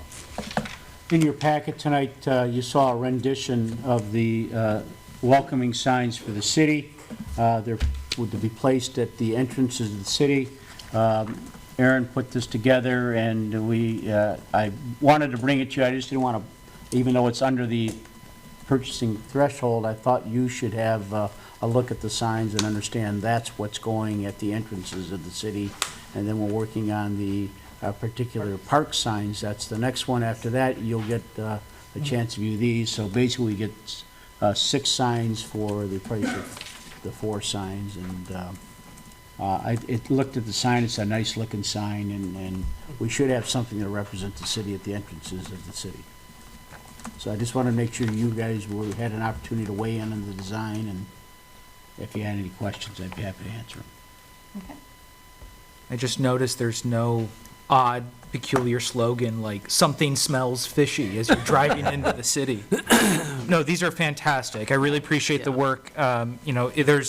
There's layers going on of Marine City's brand, of Marine City's presence and personality and development. I appreciate seeing this come before the board. Any significance to the number on the boat? Well, the mayor did some research on that because we couldn't figure out why that number. But Mayor, why don't you tell him what you think that number's for? What I believe it is being that Aaron Atkinson had been working on this project and design. His son Parker, who just graduated, his football number was 14 and his baseball number was 14. So I do believe that that's, We can't confirm it, but we think that might be where it came what from. I was thinking. And it is kind of cool. You have that little bit of a legacy. Yeah. I like that. Yeah. there you go. My son's number was 11. Can we change it? Just kidding. very cool. All right. And no, you don't need any kind of approval or? No, just wanted it Okay. an advisory, so you're aware of it. Thank you. Nice, yeah. All right, so on Thanks for putting it. to O, permission to utilize Marine City property, 300 Broadway, Chamber of Commerce placement of Christmas tree. And so we have Laura Merchant from the Chamber of Commerce here to speak on this tonight. And I would say ahead of that is, so this idea had been come up at the CED board meeting in September. We didn't have the October meeting because we created a joint, because of the holidays, an October-November joint meeting last week. It wasn't on our agenda, so we couldn't speak on it more at our meeting because it wasn't on the agenda. We didn't want to violate OMA. But, and Laura will talk a little bit about how the timing worked out with some funding. There was a grant that was submitted. The grant got turned down. Immediately upon the grant getting turned down, some money was offered from Eastern Michigan Bank, and then that what catapulted the GoFundMe right away to get it before it got to the board, so we added it onto the agenda tonight for approval. If you'd like to come up and speak on it.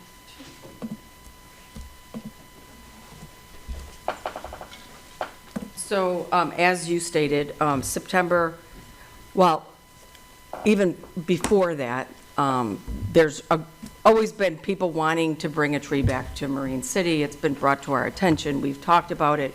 We have a business coalition group that meets together. We talk through the chamber, through the seed board, things like that. So there's always been something out there that we wanted a tree. It was on the grant request for $2 million to put a tree. We knew what the price, how much it costs to have a tree like the one St. Clair has. And it was something that was astronomical, you know, it was something you really couldn't afford. So we, as a group, decided to go for a grant. And we applied, we put together the grant request, and we incorporated art and community. And that is what the Community Foundation looks for. So we presented the grant, wrote up the grant. We got denied last Tuesday. So this is Tuesday. So it took a while for them to come back to us, and we were rejected on Tuesday.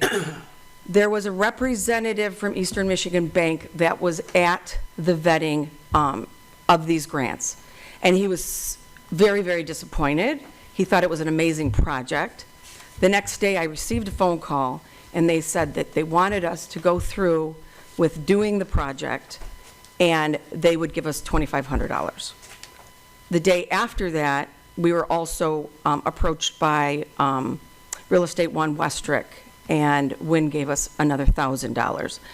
At that point, we had people that were involved in the group that were so passionate about bringing a tree back to Marine City and working with the community and the kids that we thought it would be we were ready to just kind of throw in, you know, whatever money we could do to try to get it going. I talked to another person who suggested the GoFundMe. So this is the first experience I've had with the GoFundMe. I put a lot of detail into everything that's on the chamber site and everything in the GoFundMe. But there were still some questions, and as they came through, I answered the questions, and as I answered the questions, I updated some of the information so that it was more clear. So to me, working with an architect and working with mechanical fabricators and talking to tree companies and things, I just wanted to make sure as much information was in this as possible, and I see that we kind of missed a few things and then filled in the blanks. As of present, in order to do this project, it's $7,500. As of right now, we need $1,100 left. So our GoFundMe is up to $2,595.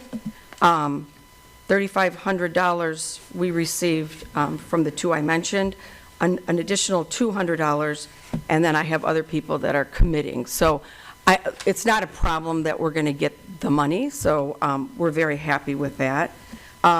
As I said, we consulted with an architect, so what became an idea of something that Paul and I saw in London, that's where the idea was sprouted, and we just kind of changed it around, talked to Larry Nichols, we came up with what we did, we brought it to mechanical fabricators. Carl was wonderful in trying to help us do this, and then bringing the art piece in.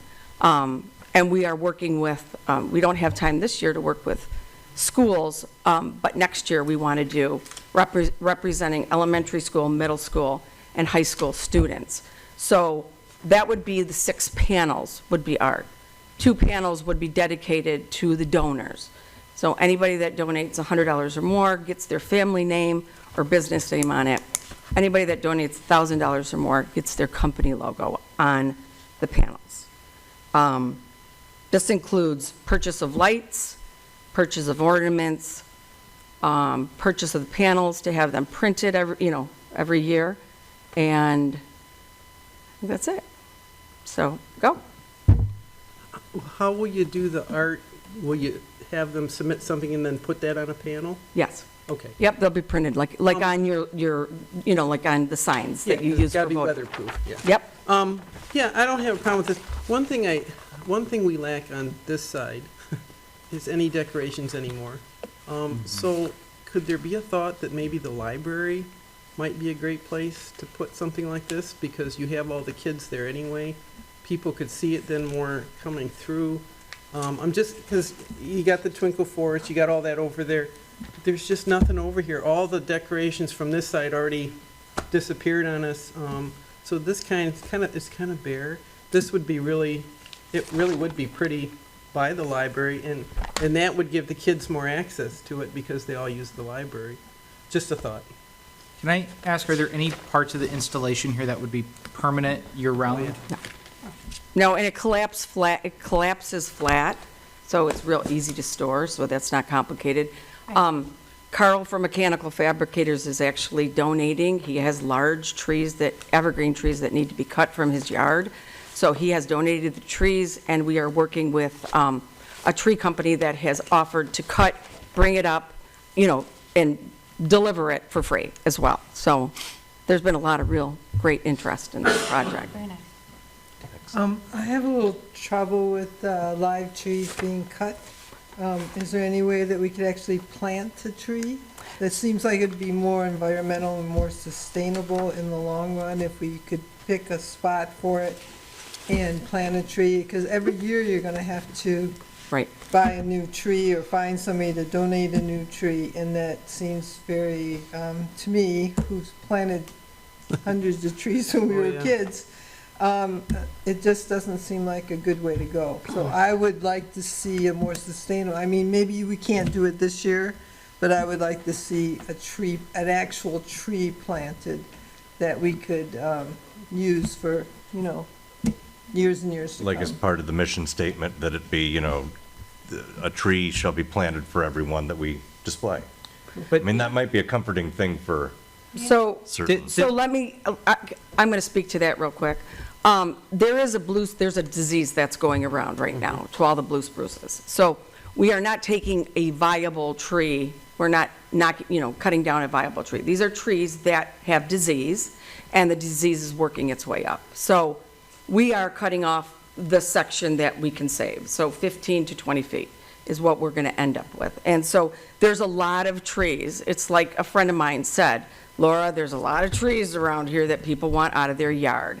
So we will never, I've already been approached by 4 people who said, I'll donate my tree in my yard. So I understand that. The way that I was under the assumption when they cut down that tree at 300 Broadway, they weren't going to replace it with another pine tree.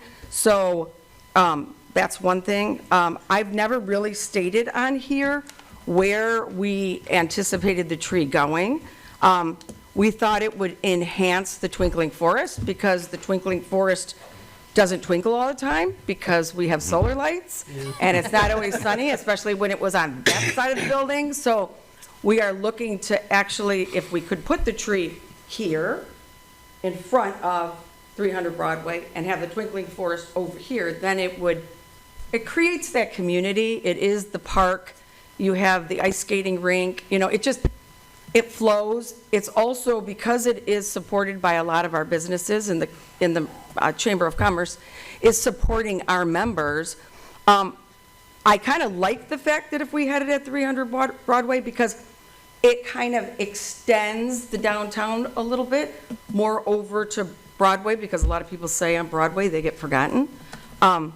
So, and the structure is not built, the structure is not for a planted tree. It is, the center section is for a cut, fresh Christmas tree. Okay, so if the trees are diseased and you're transporting them, is there problems with that with No. the state? No. Because usually you can't transport diseased wood or anything. Nope, I've already spoken to the tree companies. There's not a problem with that. The tree blue spruce, company or the there's, state? it doesn't affect the firs, it is just a blue spruce disease, so, So we're gonna do this every year? yeah. No, I mean, a new tree every year. Yeah. It just seems not sustainable. And I don't care if they're diseased or not, as eventually those trees are gonna be gone, so what are we gonna do in 10 years then? Then we're gonna have to buy a tree to put there?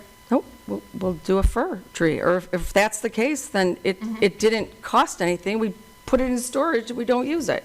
But this is something that could be used every single year. I mean, it's built to last, it's powder coated, it's made out of steel. I'm not talking about the stand, I'm talking about the tree itself. Well, meanwhile, maybe we could, if the city, we could plant a tree at the library or something, and meanwhile, while we're using this, that tree grows, and we can do other trees, and we So can have a tree at the library and a tree at Yeah. Broadway. I would Yeah. like another, so, I- yeah.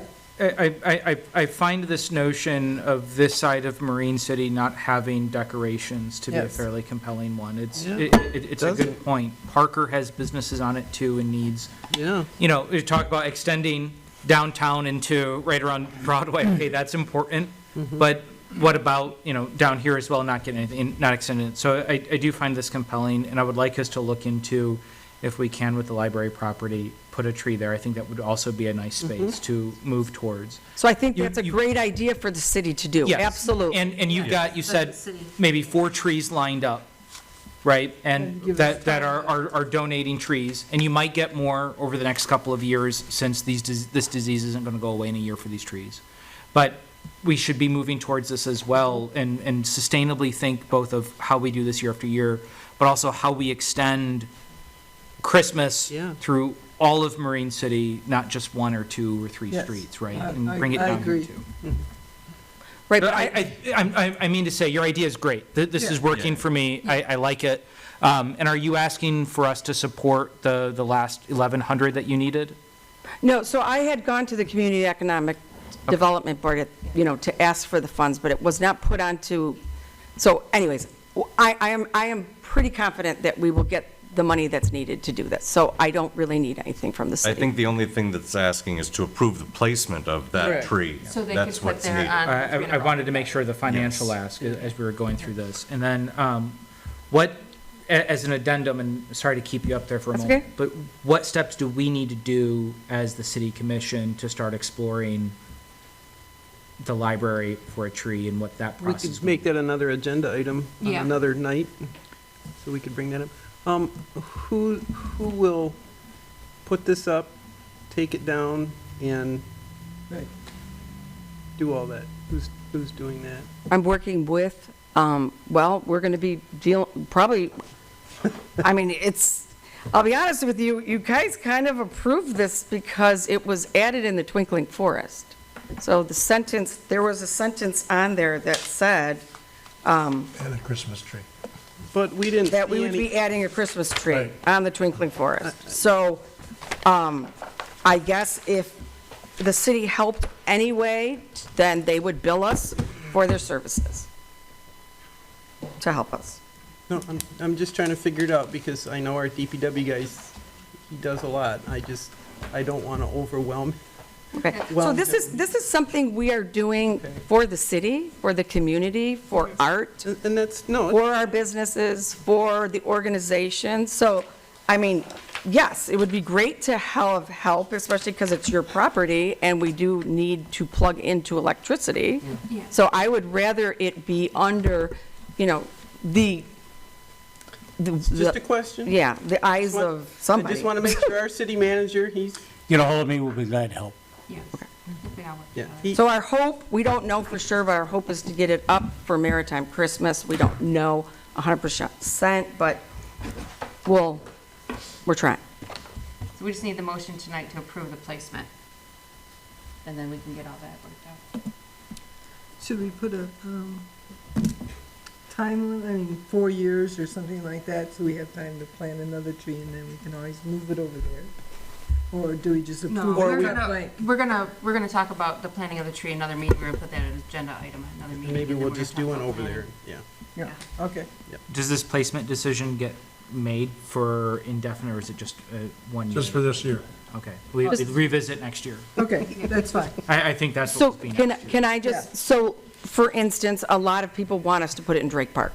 I don't think we want to. That means we would move the twinkling forest and the tree to Drake Park. So I would ask, next year when I do the permit request again, that tree will be on it with the twinkling forest, the ugly sweater pub crawl, and, okay, so we will know where, because it could change, you know, right? Just like the ice skating rink. It started off in Nautical Park, now it's there. So you just, you know, So when you do your permit, you'll have to specify where you're gonna put it, that's all. yes.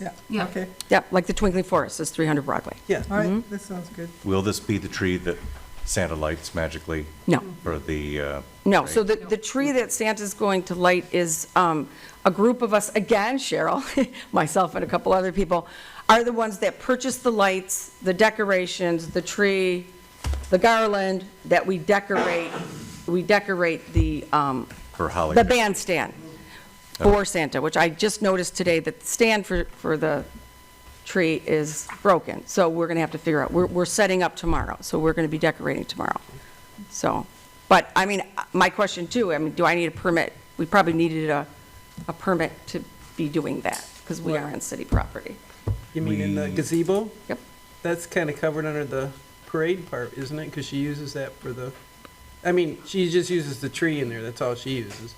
We decorate it. Yeah. You know, I mean, we do it for a beautification, that we never really did it for the parade, but it worked Yeah. out great for it, and so we support that. Yeah. But, you know, I mean, I just don't know. Tell me what the rules are. We just want something nice for the kids and the Sure. family to have, and it Yeah. became such a great photo thing, and then that's when Laura, we both seen neat ways they display trees with artwork in other cities, and that's where this idea really all came from. We don't have kids, and we, you know, and we're all giving money, we love the thought of what we could do to make it nicer for families. And I think the other thing about being at 300 Broadway, just my 2 cents, is that people are out there, or with a parade where things end, whether it's a parade or just in general, where people are going through that area. And I think these, I mean, I get with the library as well, maybe just figure how that for future years, but, I just, Are you working I'm with, just so excited that so many people have gone online, more and more have gone online and given to the cause to help our town. well, Andrea Schenk is doing the parade, isn't she? Yep. Yes. Yeah, Yep. and that was an And then approved and they're setting sanctioned up event. Yeah. the same thing as hot chocolate and cookies there, so that's not going to affect anything with No, that. they, Okay, just let me, all I want to know, all I want to know is, do I need permission to decorate the bandstand? Or are we good to go tomorrow?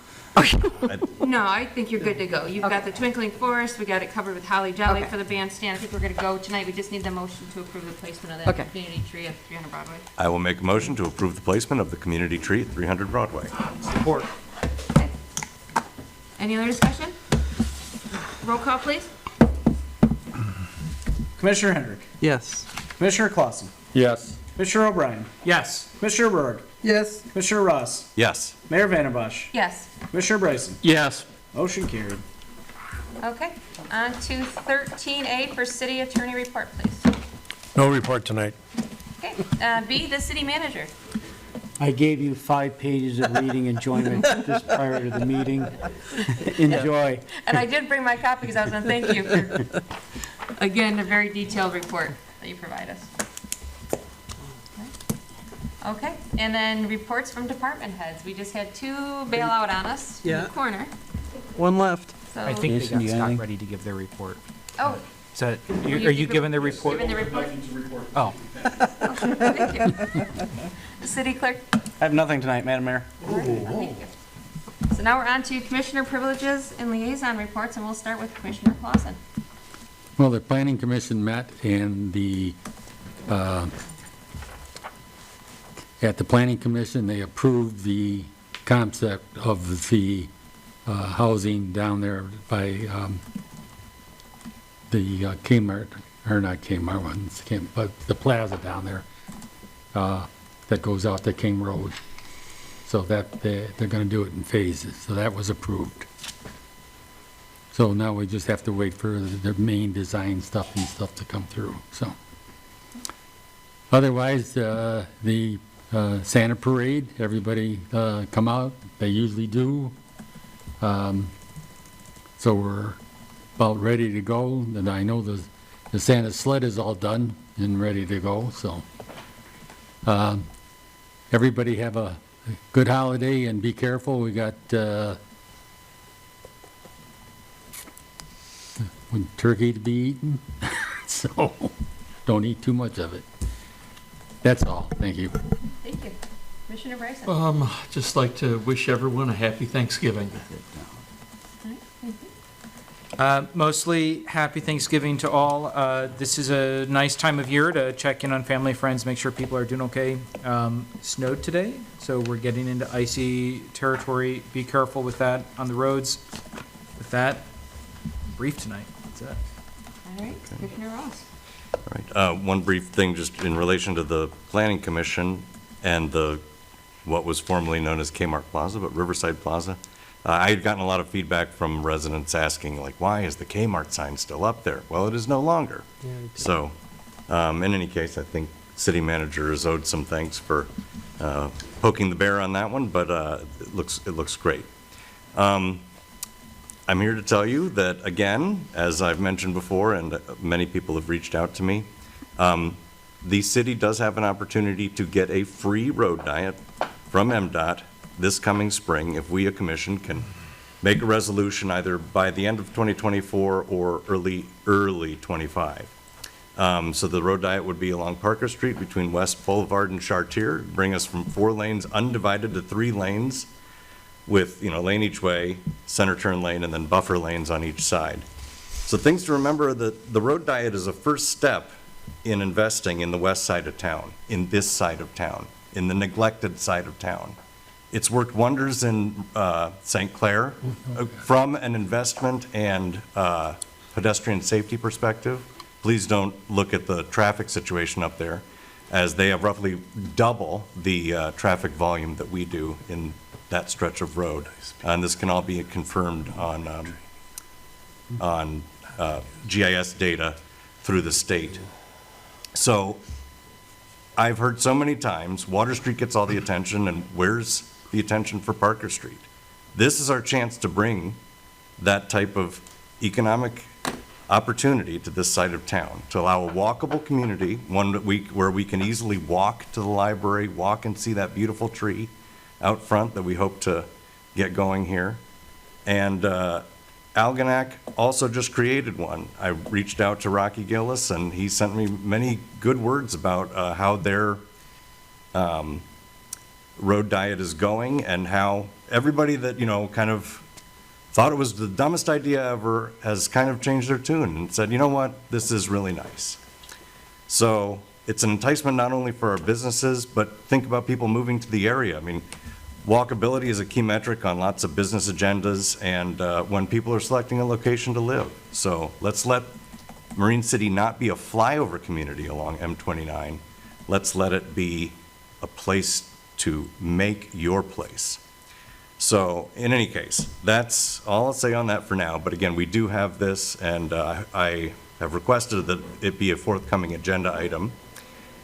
Other than that, have a safe and happy Thanksgiving, and let's go Marine City football this Saturday. Thank you.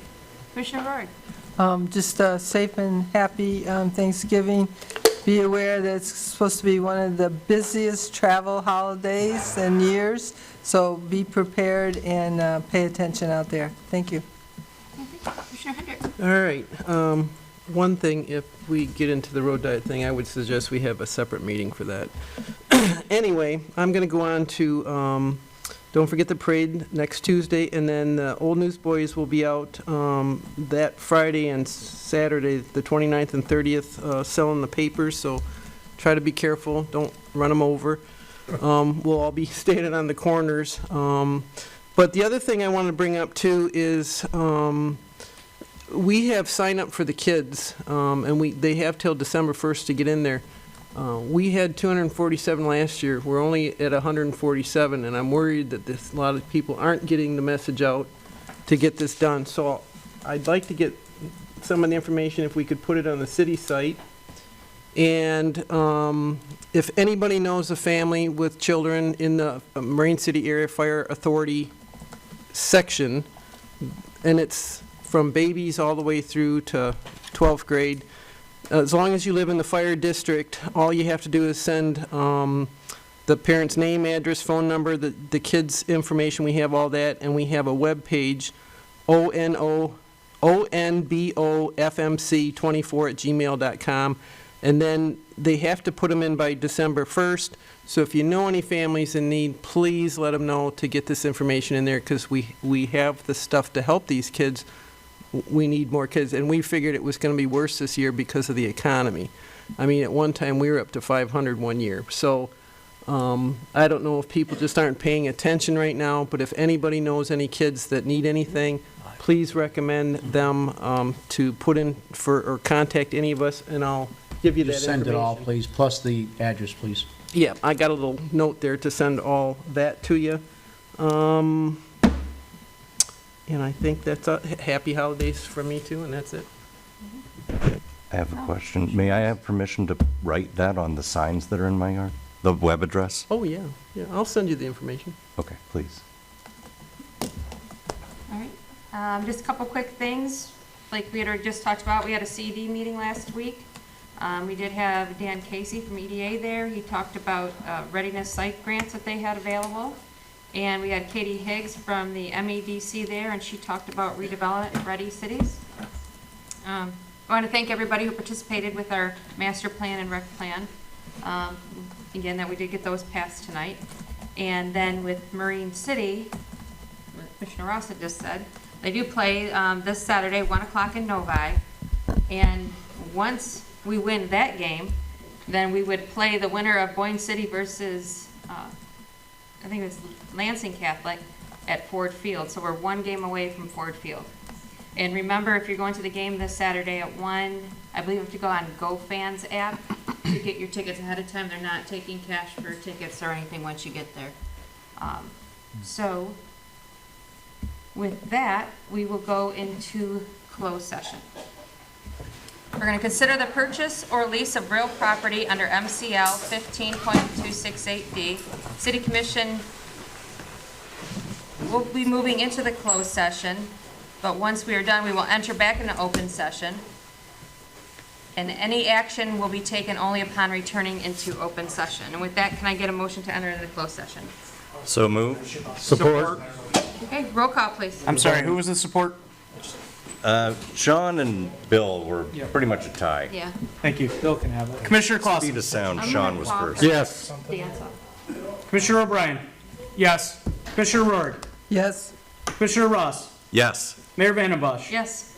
Commissioner Bryson. Yes. Commissioner Hendrick. Yes. Motion carried.